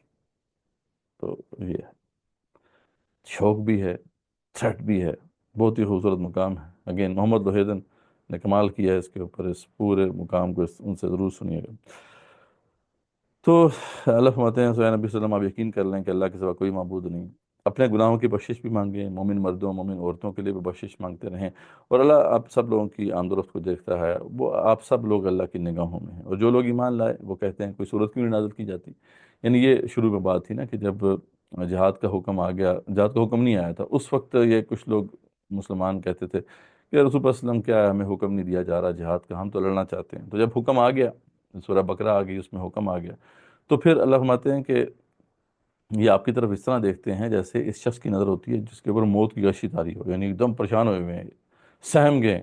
اللہ فرماتے ہیں کہ اچھی بات نہیں، ابھی بھی ٹھیک ہے، دل ان کے ہل گئے ہیں، لیکن اگر بات ٹھیک کریں اور تسلیم کر لیں اس بات کو تو ابھی ان کے لیے خیر ہے، ابھی وقت نہیں آیا جہاد کا، جب لڑائی شروع ہوگی تو ان کو کہیں کہ ثابت قدم رہیں، لیکن اللہ کو یہ پسند نہیں ہے یہ بات کہ جیسے ہی حکم آیا تو ان کی ہوائیاں اڑ گئیں، تو یہ ایسا نہیں ہونا چاہیے، تو آگے سچے رہے تو ان کے لیے بہتر ہوگا۔ پھر اللہ تعالیٰ نے یہاں پہ وزڈم اس کی بتائی کہ جہاد کیوں ضروری ہے، وائی اٹ از نیسیسری، فَهَلْ عَسَيْتُمْ إِن تَوَلَّيْتُمْ أَن تُفْسِدُوا فِي الْأَرْضِ وَتُقَطِّعُوا أَرْحَامَكُمْ، اللہ فرماتے ہیں ان سے کوئی بعید نہیں ہے کہ اگر ان تولیتم، کہ اگر جو ہے یعنی ان کو ابھی ہم حکومت دے دیں، یعنی آپ سے ابھی اس وقت بعید نہیں ہے، کیوں؟ کیونکہ آپ کے پاس جو اجتماعیت ہے اس کی چھانٹی نہیں ہوئی، اس میں منافقین بھی ہیں، اگر اس حالت میں آپ کو حکومت مل جائے تو آپ تو دنیا میں فساد بچاؤ گے اور رحمی رشتوں کا بھی خیال نہیں رکھو گے، اور اب ایسا ہوگا تو اللہ کی لعنت کے مستحق ٹھہرو گے، اور جو ہے اللہ تعالیٰ ایسے لوگوں کی تو سماعت اور آنکھوں کی بھی روشنی چھین لیتا ہے، تو کیا یہ ٹھیک رہے گا تمہارے لیے؟ تو ابھی جو ہے چھانٹی ہونا باقی ہے، وہ چھانٹی نہیں ہوئی ابھی تک، تو جہاد یا مارکہ حق و باطل جو ہے اس میں چھانٹی ہوتی ہے، پیور ایمان والے ایک طرف ہو جاتے ہیں، منافقین ایک طرف ہو جاتے ہیں۔ اب اللہ فرماتے ہیں کہ افلا یتدبرون القرآن، یہ قرآن میں غور و فکر نہیں کرتے یہ منافق، یہ کمزور ایمان والے، ام علی قلوب اقفالها، کیا ان کے دلوں پہ تالے پڑ گئے ہیں، ان الذین ارتدوا علی ادبارهم من بعد ما تبین لهم الہدی، اس کے بعد کہ یعنی اس کے بعد بھی کوئی بندہ پیچھے پھرا، یعنی اس حق بات سے اور جہاد سے، اس کے بعد کہ اس کے سامنے ہدایت واضح کر دی گئی ہے، الشیطان صبر لہم و املا لہم، تو جو شیطان جو ہے شیطان نے ان کے لیے ان کے فعل کو مزین کر دیا ہے اور انہیں ڈھیل دے رکھی ہے، یہ اس لیے کہ انہوں نے ان لوگوں سے جنہوں نے اللہ کی نازل کردہ وحی کو برا سمجھا، یہ کہا کہ ہم عنقریب تمہارا ساتھ دیں گے بعض کاموں میں۔ یہ منافقین کا طرز عمل تھا، وہ چاہتے تھے سب کو ساتھ بنا کے رکھیں، مسلمانوں سے بھی بنا کے رکھیں، کافروں سے بھی بنا کے رکھیں، تاکہ جس طرف بھی اونٹ بیٹھتا ہے، جس کروٹ بھی، ہم سیف رہیں۔ تو اللہ فرماتے ہیں کہ اللہ ان کی باتوں کو جو ہے نوٹ کر رہا ہے، اور ان کے ساتھ بڑا سخت معاملہ ہوا جب فرشتے ان کی روح قبض کرتے ہوئے ان کے چہروں، ان کی جو سینوں پر ماریں گے، اس وقت ان کا حال کیا ہوگا۔ تو ابھی یہ منافق لوگ جو ہیں یہ کر لیں جو کرنا ہے۔ پھر کفار کی روش بیان کی جا رہی ہے کہ جن لوگوں نے کفر کیا اور اللہ کی راہ سے لوگوں کو روکا اور رسول کی مخالفت کی، اس کے بعد کہ ان کے لیے ہدایت ظاہر ہو چکی، یہ ہرگز اللہ کا کچھ نقصان نہیں کر سکیں گے، عنقریب ان کے اعمال وہ غارت کر دے گا۔ اے ایمان والو، اللہ کی اطاعت کرو، رسول کا کہا مانو، اپنے اعمال کو غارت مت کرو، خود اپنے ہاتھوں سے اعمال نہ زیرو کرو۔ جن لوگوں نے کفر کیا، اللہ کی راہ سے روکا، پھر کفر کی حالت میں ہی مر گئے، یقین کر لو اللہ انہیں ہرگز نہیں بخشے گا۔ بس تم بودے بن کے صلح نہ کرو، نہ اس کی درخواست کرو، جبکہ تم ہی بلند و غالب رہو گے اور اللہ تمہارے ساتھ ہے، ناممکن ہے کہ وہ تمہارے اعمال ضائع کر دے۔ اور اس کے بعد پھر اینڈ میں جو ہے انفاق فی سبیل اللہ کی طرف دعوت ہے۔ اللہ فرماتے ہیں کہ دیکھو اللہ تعالیٰ تم سے بھی مال تم سے نہیں، تمہارے نہیں مانگتا، اللہ تو یہ نہیں کہہ رہا کہ سارے کے سارے مال دے دو، تو جتنا بھی ہے اللہ کے راستے میں خرچ کیا کرو. اگر تم سے اللہ تعالیٰ لازمی مانگتا تو پھر تمہارے لیے مشکل ہوتا. تمہارے جو اندر مال کی محبت ہے اور بخیلی ہے وہ ایکسپوز ہو جاتی، تو تم بخل کرنے لگتے. تو اس لیے جو بھی اللہ کے راستے میں دینا ہے، مال خرچ کرنا ہے، خرچ کرو. تو یہ ضرور ہمیں کرنا ہے. ہمیں اپنے مال میں سے بھی جو ہے اللہ کے دین کے غلبے کی جو اسٹرگل ہے اس میں کھپانا ہے، اور اپنی جان کو بھی کھپانا ہے. تو یہ چیزیں جو ہیں ہمیں اپنے مد نظر رکھنی ہیں. تو یہ سورہ محمد تھی، جسے سورہ جو ہے قتال بھی کہتے ہیں. بہت ہی جامع اور بہت ہی خوبصورت جو ہے یہ صورت ہے. اس کے بعد پھر سورہ فتح ہے، اس کو بھی تھوڑا دیکھ لیتے ہیں. سورہ فتح جو ہے یہ ہم سب جانتے ہیں کہ اس کا بیک گراؤنڈ ہے کہ یہ نازل ہوئی اس وقت جب کہ صلح حدیبیہ ہوئی. ٹھیک ہے. تو یہ اس کا قصہ کچھ اس طرح سے ہے کہ رسول اکرم صلی اللہ علیہ وسلم کو ایک دفعہ یہ زمانہ وہ ہے، یعنی 6 ہجری کا زمانہ ہے، جب غزوہ احزاب ہو چکی تھی اور ذوالقعدہ 6 ہجری کا زمانہ تھا، جب آپ کو ایک خواب آیا کہ آپ عمرہ کرنے جا رہے ہیں. اچانک یہ خواب آیا اور آپ نے سب صحابہ سے ذکر کر دیا، اور سب سے تقاضا تھا کہ سب ان میں ساتھ جائیں گے اس میں. اچھا، اب یہ کوئی معمولی بات تھوڑی تھی.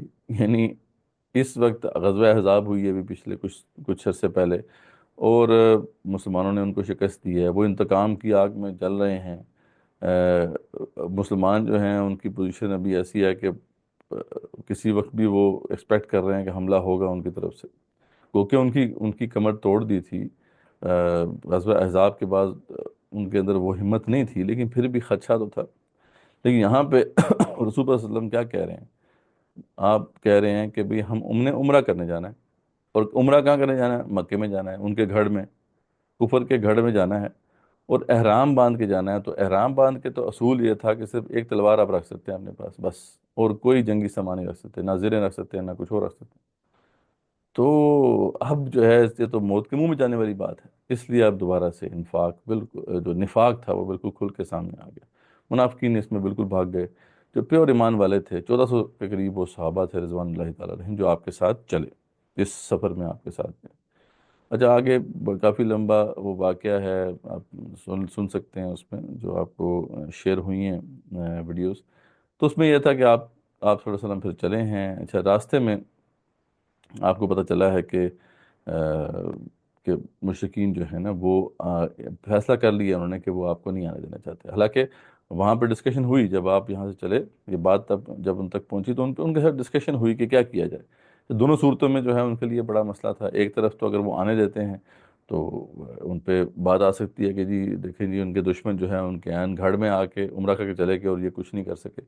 تو ان کی ایک طرح سے جو ہے وہ جو جو جو ہے نا ہوا اکھڑ سکتی تھی. دوسرا یہ ہے کہ اگر وہ ان کو نہیں آنے دیتے تب بھی ان کے لیے مسئلہ تھا، کیونکہ یہ تو خانہ کعبہ کے متولی تھے، اور بہت سے قبائل جو ہے یہاں پہ عمرے کے لیے آتے تھے، حج کے لیے آتے تھے. تو جب ہم جو رسول پر صلی اللہ علیہ وسلم کو یا ان کے ساتھیوں کو اگر یہ روک رہے ہیں تو یہ میسج جا سکتا تھا باقی سب قبائل کو کہ یہ تو ہمیں بھی روک سکتے ہیں. تو اس طرح جو ہے وہ ناراض ہو سکتے ہیں سارے قبائل، اور ان کی جو ان کے ساتھ بڑی اچھی ایک پی آر بنی ہوئی ہے وہ خراب ہو سکتی تھی. تو دونوں صورتوں میں جو ہے ان کو مسائل تھے. لیکن آخر کار انہوں نے یہی فیصلہ کیا کہ ہم نہیں آنے دیں گے. ٹھیک ہے. اب یہاں پہ آپ صلی اللہ علیہ وسلم کو معلوم ہو گیا تھا کہ یہ انہوں نے اب کوئی شرارت کرنی ہے. انہوں نے پھر خالد بن ولید کو آگے بھیجا، اور وہ کنفرنٹ کرنا چاہ رہے تھے آپ صلی اللہ علیہ وسلم کو تاکہ آپ کو وہ اشتعال دلائیں، آپ کی طرف سے کوئی ریٹیلیشن ہو اور یہ اس کا جواز بنا کے اس پورے لشکر کے اوپر حملہ کر دیں. لیکن آپ صلی اللہ علیہ وسلم سمجھ گئے، آپ نے وہ روٹ ہی چینج کر لیا. جہاں پہ خالد بن ولید تھے اس سے ڈفرینٹ روٹ لیا اور حدیبیہ کے مقام پہ پہنچ گئے، اور وہاں پہ اپنا خیمہ لگا لیا، پڑاؤ ڈال لیا. 7 جناب جہاں وہ جانور تھے، قربانی کے جانور تھے، آرام باندھے ہوئے تھے. ٹھیک ہے. وہاں سے جو اب ڈیلیگیشن آنا شروع ہوئے کفار کی طرف سے، مشرکین کی طرف سے. 2-3 ڈیلیگیشن آئے، انہوں نے بات دیکھی، کئی انہوں نے آپ سے بات بھی کی. سب نے جا کے یہ خبر دی کہ لڑائی کرنے کے لیے نہیں آئے تو تم ان کو نہ روکو. لیکن وہ فیصلہ کر چکے تھے کہ ہم نے نہیں بات ماننی. خیر، ادھر جو ہے سپر سسٹم نے جب دیکھا کہ ڈیلیگیشنز ان کی طرف سے آئے ہیں تو آپ نے سوچا کہ ایک ڈیلیگیشن ہماری طرف سے بھی جائے. اس ڈیلیگیشن کو آپ نے بھیجا، اور اس کو لیڈ کر رہے تھے حضرت عثمان غنی حضرت عنہ. اچھا، وہاں جب عثمان غنی گئے ہیں تو جو ٹائم جو طے تھا جس میں انہوں نے واپس آنا تھا اس میں واپس نہیں آئے. اور وہاں کے شاید مشرکین نے خود بھی یہ خبر اڑائی ہو، وہ خبر اڑا دی کہ جی عثمان غنی جو ہیں شہید ہو گئے. بس جب یہ معاملہ ہوا تو آپ نے کہا دیٹس اٹ، یہ ایکٹ آف وار ہے، کسی بھی سفیر کو مارنا ایکٹ آف وار ہوتا ہے، یہ ایکٹ آف وار ہے، اب ہم بدلہ لیں گے، اور اب کون ہے جو میرے ہاتھ پر بیعت علی الموت کرے، ٹل ڈیتھ اب ہم لڑیں گے اور بدلہ لے کر جائیں گے۔ یہ چھوٹی بیعت نہیں تھی، بڑی دل گردہ چاہیے، مطلب اپنے سینٹر سے کتنی دور ہیں یہ، اور مکے والوں کے عین گھڑ میں ایک ایک تلوار ہے پاس، اور قریش جو ہیں ان کے پوری طاقت ان کے پاس ہے، آس پاس کے قبائل بھی ان کی مدد کر سکتے ہیں، اور آپ عہد لے رہے ہیں، ٹھیک ہے، سب سے موت موت تک کا عہد۔ اب یہ معاملہ تھا، اسے یہ جو بیعت ہوئی اسے کہتے ہیں بیعت رضوان، ٹھیک ہے، یہ ایک درخت کے نیچے ہوئی تھی، اور اس میں آپ صلی اللہ علیہ وسلم نے ہاتھ رکھا، سب صحابہ نے ہاتھ رکھا اور بیعت ہوئی، اور جو ہے اس میں یہ عہد کیا گیا۔ خیر اللہ تعالیٰ جیسے پہلے بھی ہم نے دیکھا کہ جو مشکل مراحل میں اللہ تعالیٰ لڑائی ہونے نہیں دیتا اور مسئلے کو ویسے ہی سیٹل کر دیتا ہے، تو اللہ نے اس مسئلے کو بھی سیٹل کر دیا، یعنی جیسے یہ بیعت آپ نے لی ہی تھی، اور اللہ نے امتحان کر لیا نا، جو پیور ایمان والے ہیں ان کا ایمان بالکل واضح ہو گیا، تو سامنے سے جناب عثمان غنی آتے دکھائی دیے اور یہ مسئلہ ٹل گیا، اور ساتھ سہیل بن عمر بھی تھا جو کہ قریش کا سردار تھا، اور یہ وہ بیسیکلی نیگوشیٹ کر کے آئے تھے کہ وہ آ کے جو ہے ایک ٹرم جوائنٹ ڈیفنس پیکٹ کریں گے، اس ٹریٹی آف حدیبیہ جو ہے اس کے وہ بات ہوئی، ٹریٹی آف حدیبیہ جو ہے پھر اس میں مزید مسئلے پیدا ہو گئے، اور صحابہ کام پریشان ہو گئے، ٹھیک ہے، اس میں 4 شکیں تھیں، اس میں 2 تو جو شکیں تھیں ان پہ بڑے اعتراض تھے صحابہ کو۔ ایک تو یہ بڑی سمپل سی شک تھی کہ 10 سال کا ایگریمنٹ ہوگا، کوئی ہم جنگ نہیں ہوگی، ہم ایک دوسرے کے خلاف کسی کا ساتھ نہیں دیں گے لڑائی میں، یہ تو سب کو قابل قبول تھی، کوئی مسئلہ نہیں تھی۔ دوسری شک جو تھی وہ لوگوں کو قبول نہیں تھی، صحابہ کو خاص طور پہ بڑا اس نے تنگ کیا، وہ یہ تھی کہ اگر تو قریش میں سے کوئی مسلمان ہو کے آتا ہے مسلمانوں کے پاس، ٹھیک ہے، یعنی مدینے آتا ہے، تو مسلمان لازماً اس کو واپس کر دیں گے، ٹھیک ہے، لیکن اگر مسلمانوں کو کوئی بندہ جو ہے کافر ہو کے جاتا ہے مشرکین کے پاس، قریش کے پاس، تو وہ واپس نہیں کریں گے۔ اب یہ بات جو تھی یہ عمر بن خطاب جیسے صحابی کو بھی سمجھ نہیں آ رہی تھی، وہ بھی بار بار سوال پوچھ رہے تھے کہ آپ وسلم کیا ہم حق پہ نہیں ہیں، کیا یہ جو ہے آپ اللہ کے رسول نہیں ہیں، تو ہم دب کے صلح کیوں کر رہے ہیں، ٹھیک ہے، تو اس پہ اعتراض تھا۔ تیسری جو شک تھی اس پہ بھی اعتراض تھا، وہ یہ تھا کہ اس سال ہم عمرہ نہیں کریں گے، اگلے سال آپ عمرہ کریں گے، ٹھیک ہے۔ اس پہ صحابہ بڑے پریشان ہوئے کہ آپ وسلم کو تو خواب آیا تھا، ہم عمرہ کرنے کے لیے تو آئے ہیں، تو کیا یہ آپ وسلم کا خواب جھوٹا تھا معاذ اللہ، تو آپ نے اس کی وضاحت کر دی، ٹھیک ہے، تو آپ نے دونوں باتوں کی وضاحت کر دی، ایک تو وہی جو پہلی والی بات تھی کہ ہمارے سے کوئی بندہ ان کے پاس چلا جاتا ہے تو وہ واپس نہیں کریں گے، تو آپ نے کہا جو ہمارے سے چھوٹ کے ان کے پاس چلا جائے وہ ہمارے کس کام کا، وہ تو کافر ہو گیا، تو ہمیں تو اللہ اس سے دوری رکھے۔ رہی بات جو ادھر سے مسلمانوں کے یہاں پر آئیں گے تو اللہ کوئی ان کا راستہ نکال دے، اور ایسا ہی ہوا کہ ان کا پھر راستہ نکل آیا۔ تو دوسری جو تھی یہ عمرے والی بات، تو آپ نے کہا کہ مجھے خواب میں عمرے کا حکم آیا تھا، یہ تو نہیں تھا کہ اسی سال ہوگا، بلکہ اگلے سال ہم آئیں گے تو سکون سے عمرہ کریں گے، ٹھیک ہے، تو اس سے آپ نے وضاحت کر دی۔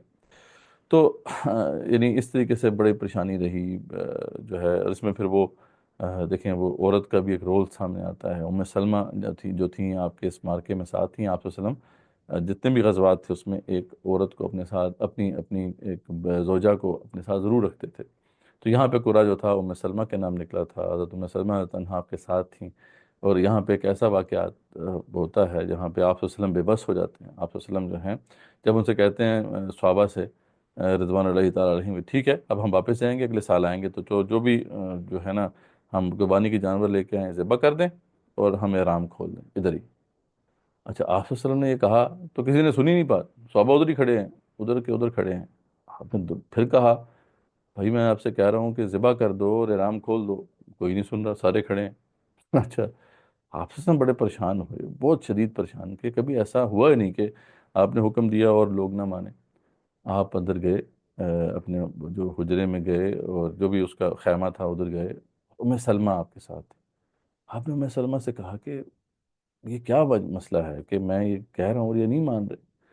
اب یہاں پہ وہ دیکھیں نا ام سلمہ نے جو پھر جو گائیڈ کیا اور وزیر کی حیثیت سے جو ایک مشورہ دیا کہ دیکھیں حضور صلی اللہ علیہ وسلم ہو سکتا ہے کہ یہ اس وقت شوق میں ہیں، اور پھر ہو سکتا ہے یہ سمجھ رہے ہوں کہ اللہ ان کا امتحان کر رہا ہے، آپ ان کا امتحان کر رہے ہیں، تو اس لیے شاید نہیں کر رہے۔ آپ ایسا کریں، جائیں، آپ کسی سے کچھ نہ کہیں، آپ اپنے بال کٹائیں، ٹھیک ہے، اور اپنے قربانی کے جانور ذبح کرا دیں، یہ آپ کے پیچھے کر دیں گے۔ تو ایسے ہی آپ صلی اللہ علیہ وسلم نے کیا اور سب نے پھر ان کے پیچھے آپ کی اتباع کی۔ تو اس طرح یہ ایک مشورہ جو تھا اس سے یہ مسئلہ حل ہوا۔ ادھر سے جب واپس آ رہے تھے تو پھر راستے میں پھر یہ صورت نازل ہوئی، انا فتحنا لک فتح مبینہ، اور واقعی ایک بہت عظیم فتح تھی، اس میں بہت کچھ حاصل ہوا مسلمانوں کو۔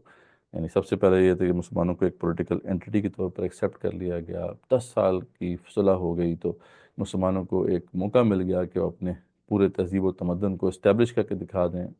پہلے وہ نہیں کر پا رہے تھے، ہر طرف بس لڑائی کا ہی خدشہ رہتا تھا، تو یہ آپ نے کر کے مسلمانوں نے کر کے دکھا دیا۔ دوسرا، دعوت کا موقع مل گیا، آس پاس قبائل کو خوب دعوت دی، بلکہ حجاز سے باہر بھی بہت سے لیڈرز کو آپ نے خطوط لکھے، تو یہ سارے فوائد اس سے حاصل ہوئے۔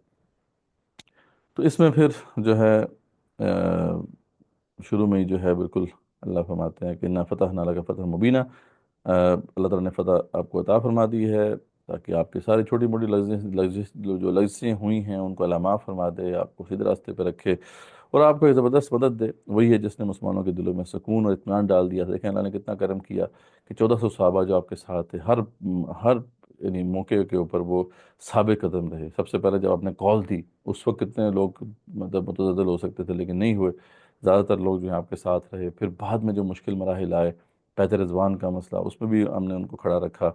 تو یہ اور بعد میں جب یعنی یہ اس کی شکیں جو تھیں اس معاہدے کی، اس میں کچھ کنفیوژ تھیں، وہ بھی ہم نے دور کی۔ تو اللہ کا کہتے ہیں بڑا کرم ہے، اللہ فرماتے ہیں، تاکہ اللہ فرماتے ہیں اس لیے ہم نے ایسا کچھ کیا کہ اللہ نے چھانٹی کرنی ہے مومن مردوں مومن عورتوں۔ اچھا یہاں پہ دونوں کا ذکر ہے خاص طور پہ، کہ مومن مردوں اور مومن عورتوں کو ان جنتوں میں لے جائے جن کے نیچے نہریں بہتی ہیں، جہاں وہ ہمیشہ رہیں گے، اور تاکہ منافق مردوں اور منافق عورتوں اور مشرک مردوں اور مشرک عورتوں کو عذاب دے جو اللہ تعالیٰ کے بارے میں بدگمانیاں رکھنے والے ہیں۔ دراصل انہوں نے یہ برائی کا برائی جو ہے ان کے اوپر مسلط ہوئی، اللہ ان پر ناراض ہوا، انہیں لعنت کی اور ان کے لیے دوزخ تیار کی، اور وہ بہت بری لوٹنے کی جگہ ہے۔ تو دیکھیں جہاں پہ بھی منافق کا ذکر ہوگا وہاں مردوں کا بھی ذکر ہے، عورتوں کا بھی ذکر ہے۔ جہاں مومنین کا ذکر ہے تو مردوں اور عورتوں دونوں کا ذکر ہے۔ اس کی وجہ یہ ہے کہ یہ مطلب ساتھ ساتھ ہے نا معاملہ، یہ نہیں ہو سکتا کہ ایک مرد مومن ہے تو اس کی بیوی یا اس کے گھر والی جو ہے وہ ساتھ نہیں ہے، ٹھیک ہے، وہ ساتھ ہوگی۔ اور اگر منافق ہیں کوئی تو منافق ان کی بیویاں بھی منافقاں ہوں گی، اور وہ بھی وہ ساری حرکتیں کر رہی ہوں گی جو ان کے مرد کر رہے ہیں، اینڈ وائس ورسا، یعنی عورتیں مردوں کو جو ہے گائیڈ کر سکتی ہیں، مومن مردوں کو جو ہے گائیڈ کر سکتی ہیں۔ اس طریقے سے منافق عورتیں ہیں تو وہ اچھے خاصے مومن مرد کو بھی جو ہے منافق بنا سکتی ہیں۔ تو یہ سارا ماجرا ہوا۔ اس کے بعد پھر اللہ فرماتے ہیں کہ اللہ تعالیٰ ہی کے لیے آسمان و زمین کے لشکر ہیں، تو آپ فکر نہ کرو، اللہ تمہارے ساتھ ہے، اللہ غالب اور حکمت والا ہے۔ یقیناً ہم نے جو ہے آپ کو گواہی دینے والا اور خوشخبری سنانے والا اور ڈرانے والا بنا کر بھیجا ہے، اور سر یہ اس لیے تاکہ جی جی کوئی کوشچن؟ سر یہ آیت ہے کہ پاک پاک عورتوں کے لیے پاک مرد اور ناپاک مرد، جی جی، وہ والی آیت اس سے تھوڑا الیبوریٹ کر دیں۔ اس میں یہ ہے کہ جو دیکھیں مرد پاک ہوگا اس کو اچھی ہی عورت ملے گی، یعنی یہ ایک واقعہ ہے، یعنی یہ اللہ تعالیٰ کا کوئی سسٹم ہے کہ اچھے مرد کو اچھی عورت ہی ملے گی، اور جو مرد ناپاک ہوگا اسے ناپاک عورت ہی ملے گی۔ زیادہ تر تو یہی ایسا ہی ہوتا ہے، یعنی ایکسیپشن بھی ہوتی ہے رول کی، لیکن رول یہی ہے۔ ایک تو یہ اس اینگل سے ہے، دوسری جو اس کی انٹرپریٹیشن مفسرین نے کی ہے کہ یہ ایک لازمی امر بھی ہے، جیسے ایک پاک مرد ہے تو اپنے لیے پاک عورت کو ہی پسند کرے، وہ کسی ناپاک عورت کو پسند نہیں کر سکتا اپنے مطلب زوجیت کے لیے۔ تو یہ اسی طرح عورت اگر پاک ہے تو وہ ناپاک مرد کو ایکسیپٹ نہ کرے، تو اس اینگل سے بھی اس کو دیکھا گیا ہے۔ دونوں ہی درست ہیں انٹرپریٹیشنس، ٹھیک ہے۔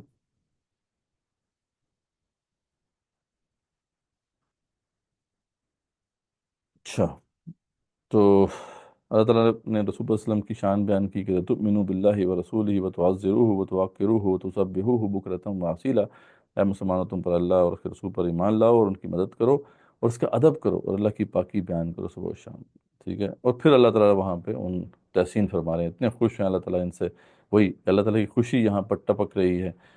صحابہ کے لیے اللہ تعالیٰ کتنے اچھے الفاظ ہیں اللہ کے، ان الذین یبایعونک انما یبایعون اللہ، بے شک اس دن جو اللہ جو ہے بیعت کر رہے تھے آپ کے ہاتھ پہ، وہ اللہ سے بیعت کر رہے تھے۔ ید اللہ فوق ایدیہم، اللہ کا ہاتھ ان کے ہاتھوں کے اوپر تھا، فمن نکث فإنما ينكث على نفسه، جس نے پھر اب اس سے روگردانی کی تو پھر اس کا وبال اسی پہ پڑے گا، اور جس نے وفا کیا ہے عہد، ومن اوفى بما عاهد عليه الله فسيؤتيه اجرا عظیما، تو اللہ تعالیٰ ان کی اسے بہت بڑا اجر عطا فرمائے گا۔ اس کے بعد پھر منافقین کا جو ہے کردار ایکسپوز کیا گیا ہے کہ منافقین جو ہیں وہ بہانہ بنائیں گے کہ جی ہم تو جو ہے اپنے بال بچوں میں لگے رہے، ہمیں بس معاف کر دیں۔ تو اللہ فرماتے ہیں اصل بات یہ نہیں ہے، دل میں تو کچھ اور ہے، زبانوں پہ اس طرح کی باتیں کرتے ہیں، اصل بات کیا ہے کہ جو ان کے اندر کی بات ہے کہ وہ تو ڈرپوک ہیں، یعنی اللہ فرماتے ہیں ہمیں پتہ ہے کہ یہ کیا باتیں کرتے رہے ہیں، پیچھے سے کیا باتیں کر رہے تھے کہ یار اچھا ہے یہ مارے ہی جائیں وہاں پر، یعنی آپ صلی اللہ علیہ وسلم اور جو مسلمان ہیں یہ وہاں جا رہے ہیں موت کے منہ میں، یہ مر ہی جائیں تو اچھا ہے تو جب واپس آئے آپ صلی اللہ علیہ وسلم تو یہ اس طرح کی باتیں کر رہے ہیں جس سوری ہم بس نہیں جا سکے، آپ ہمارے لیے استغفار کریں۔ تو اللہ فرماتے ہیں کہ اس طرح کی باتیں نہ کرو، اللہ تعالیٰ تمہارے بارے میں اچھی طرح جانتا ہے، ٹھیک ہے۔ تو اچھا آگے جو ہے غزوہ جو خیبر کا مارکہ جو تھا وہ قریب تھا۔ خیبر کا مارکہ بڑا آسان سا مارکہ تھا اور اس میں مال غنیمت بہت تھی کیونکہ یہودیوں کے پاس بڑا مال ہوتا ہے، تو اس پہ جو ہے جب آگے اللہ کو پتہ تھا کہ جب کال آئے گی تو یہ بالکل جناب سب کے سب منافقین اس میں آرام سے شامل ہو جائیں گے۔ اللہ نے کہا کہ یہ اگلا ہمارا مارکہ آ رہا ہے نا، اس میں منافقین کو کہہ دیا اللہ نے کہ جو اس مارکے میں نہیں گئے حدیبیہ کے مارکے میں، وہ اگلے والے مارکے میں نہیں جائیں گے، یہ اللہ کا فیصلہ ہے، ٹھیک ہے، چاہے جو مرضی منافقین کہیں۔ منافقین نے حالانکہ بڑا شور مچایا کہ نہیں ہمیں نہیں جانے دے رہے، یہ لوگ جو ہیں بڑے حاسد ہیں ہمارے، یہ ہے وہ ہے۔ اللہ نے کہا نہیں، اللہ کا فیصلہ یہ ہے کہ تم نہیں جاؤ گے، ہاں اگر تمہیں جہاد کا شوق ہے تو آگے بڑے موقع آنے والے ہیں، آگے ہم دیکھ لیں گے تمہیں تو آگے تو اب پتہ ہے فتح مکہ ہے، پھر غزوہ تبوک ہے، غزوہ حنین ہے، تو اللہ نے کہا دیکھیں گے، اللہ آگے تمہیں پرکھ لیں گے ہم، لیکن اس میں تم بہرحال نہیں جا سکتے، ٹھیک ہے۔ ہاں اللہ نے فرما دیا کہ جو کسی عذر کی وجہ سے نہیں گئے اس مارکے میں ان کے اوپر کوئی حرج نہیں ہے، لنگڑا ہے، وہ کوئی جو ہے اور جس کو مشکل ہے، ان سب کے لیے جو ہے کوئی ایسا مسئلہ نہیں ہے، ٹھیک ہے، بیمار پر کوئی حرج نہیں ہے، کوئی اللہ اور اس کے رسول کی نفرمانی کرے اسے اللہ ایسی جنت میں داخل کرے گا جسے درختوں تلے نہریں جاری ہیں، ان کے لیے بھی اللہ تعالیٰ نے جنت رکھی ہے، جن کا کوئی عذر تھا، جن کا عذر نہیں تھا ان کے لیے پھر وبال ہے۔ تو اللہ فرماتے ہیں اللہ تعالیٰ مومنوں سے خوش ہو گیا، جو درخت کے نیچے جو ہے بیعت کر رہے تھے ان کے دلوں میں جو تھا اللہ نے اسے معلوم کر لیا، ان پر اطمینان نازل کر دیا، انہیں قریب کی فتح عنایت کر دی۔ تو یہ 1400 صحابہ ہیں جن کے بارے میں اللہ نے فرما دیا رضی اللہ عنہم ورضوان، اللہ ان سے راضی ہے، یہ ان سے راضی ہیں۔ ان کے بارے میں ان کے ایمان پہ شک نہیں کیا جا سکتا، اس لیے یہ جو روافظ خاص طور پہ بہت زیادہ جو ہے شور مچاتے ہیں، تو وہ ان 1400 صحابہ کے بارے میں تو کچھ نہیں کہہ سکتے کیونکہ ان کے ایمان کی گواہی تو اللہ تعالیٰ نے خود دی ہے۔ اور پھر اللہ فرماتے ہیں بہت سی غنیمتیں ملنے والی ہیں، وہ بھی ملیں گی انشاءاللہ، اور جو ہے تمہیں اللہ تعالیٰ نے بڑا تمہارے اوپر کرم کرنا ہے۔ اور پھر اللہ نے وہ واقعہ بھی یاد کرایا جب حدیبیہ کے مقام پہ انہوں نے پڑاؤ ڈالا ہوا تھا، تو وہاں پہ انہوں نے مشرکین نے کوشش کی تھی اشتعال دلانے کی نا، دو تین اپنے دستے بھیجے جنہوں نے آ کے مسلمانوں کو جو ہے انٹائس مطلب کرنے کی کوشش کی کہ اس طرح جو ہے ان کے اوپر پتھراؤ کیا کہ وہ کو ریٹیلیٹ کریں تاکہ اس کو جواز بنا کے وہ اس کو ایک وار بنا دیں۔ تو اس پہ آپ صلی اللہ علیہ وسلم نے بڑی حکمت سے کام لیا اور صحابہ نے بھی کہ آپ نے انسٹرکشن دی ہوئی تھی کوئی تم لڑائی نہیں کرنی ہے، ایسے جو بھی لوگ آئیں ان کو پکڑ کے میرے والے کر دو۔ تو دو تین دفعہ ایسا ہوا آپ صلی اللہ علیہ وسلم نے جو بھی لوگ پکڑے گئے تھے ان کو واپس بھیج دیا تاکہ یہ کلیئر میسج مل جائے کہ ہم لڑائی کے لیے نہیں آئے۔ تو یہ بھی آپ کی جو ہے وہ حکمت اور تدبر کی جو ہے علامت ہے۔ تو اللہ فرماتے ہیں کہ جس طرح میں نے تمہارے حالت کو دیکھا تھا، تمہارے ایمان جس لیول کے تھے، تم اگر لڑائی کرتے تو یہ ہار جاتے، لیکن اللہ فرماتے ہیں کہ ہماری مشیت یہ تھی کہ ابھی لڑائی نہ ہو کیونکہ وہاں پہ کچھ نیک لوگ بھی تھے، ہم چاہتے تھے کہ وہ ان کو اسلام کی دعوت مل جائے، ٹھیک ہے۔ اس کے بعد پھر اللہ تعالیٰ بتا دیتے ہیں کہ جہاں پہ ختم ہو جاتی ہے اس صورت کے، اللہ تعالیٰ نے کہا کہ یقیناً اللہ تعالیٰ نے اپنا وعدہ سچا کر دکھایا کہ 1 سال کے بعد جب آپ صلی اللہ علیہ وسلم جا رہے تھے عمرہ کرنے کے لیے، آپ نے امن سے پورا امن طریقے سے عمرہ کیا، بال کٹائے، قربانی کی وغیرہ وغیرہ۔ اور پھر اللہ فرماتے ہیں کہ محمد ہیں یہ اللہ کے رسول ہیں صلی اللہ علیہ وسلم، اور جو ان کے ساتھ ہیں ان کی شان کیا ہے کہ آپس میں بہت نرم ہیں، کفار پہ بڑے سخت ہیں، اور تم دیکھو گے ان کے جو سجدوں کے نشان ہیں بالکل واضح ہیں، اللہ تعالیٰ کے فضل اور رضا کے طالب رہتے ہیں، اور جو ہے ان کی جو مثال ہے وہ تورات میں بھی ہے، انجیل میں بھی ہے، یعنی تورات اور انجیل سابقہ کتب میں بھی صحابہ کا ذکر ہے اور بالکل ان کی پوری شبیہ بیان کی گئی ہے کہ یہ کیسے لوگ ہوں گے۔ اللہ فرماتے ہیں کہ یہ دیکھیں کہ کتنا زبردست معاملہ ہے، اور اس کی مثال جو ہے انبیاء نے بھی دیا علیہ السلام، کہ اس کی مثال ایسے ہے جیسے کہ کسی نے کسی جو ہے کاشتکار نے جو ہے وہ کسان نے جو ہے وہ بیج بوئے، اور بیج سے پھر جو ہے ہریالی نکلی، اور پھر وہ جو ہے آہستہ آہستہ وہ کونپلیں بڑی ہوئیں، اور یہاں تک کہ اب جو ہے وہ کھیت لہلہاتا ہوا کھیت ہے، تو اس کو دیکھ کے لوگ جو ہیں وہ جالس ہوتے ہیں۔ تو اللہ ہمارے ہیں کہ یہ رسول اللہ صلی اللہ علیہ وسلم کے لگائے ہوئے پودے تھے، یہ بڑے ہو گئے ہیں، یہ ایک کھیت بن چکے ہیں، اور اب یہ اتنی بڑی طاقت بن گئے ہیں کہ لوگ اس کے اوپر میلی آنکھ جو ہے نہیں اٹھا سکتے۔ تو یہ ہے جو ان کا کمال ہے، ان کی شان ہے جو اللہ نے ذکر کیا۔ ٹھیک ہے، یہ کنکلوڈ ہو گیا ہمارا الحمدللہ۔ کوئی کوشچن ہو اس حوالے سے تو بے شک پوچھ لیں۔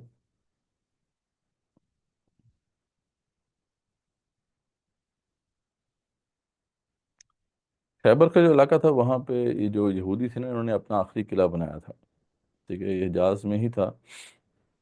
تو یہ جب آپ صلی اللہ علیہ وسلم نے ان کو بے دخل کر دیا تھا نا، دو قبیلے تو بے دخل ہو چکے تھے، بنو قینقاع اور بنو نذیر، یہ سارے کے سارے یہ خیبر میں جمع ہو گئے تھے، ٹھیک ہے، جبکہ آپ کو پتا ہے بنو قریظہ کو تو ختم کر دیا تھا، قتل کر دیا تھا۔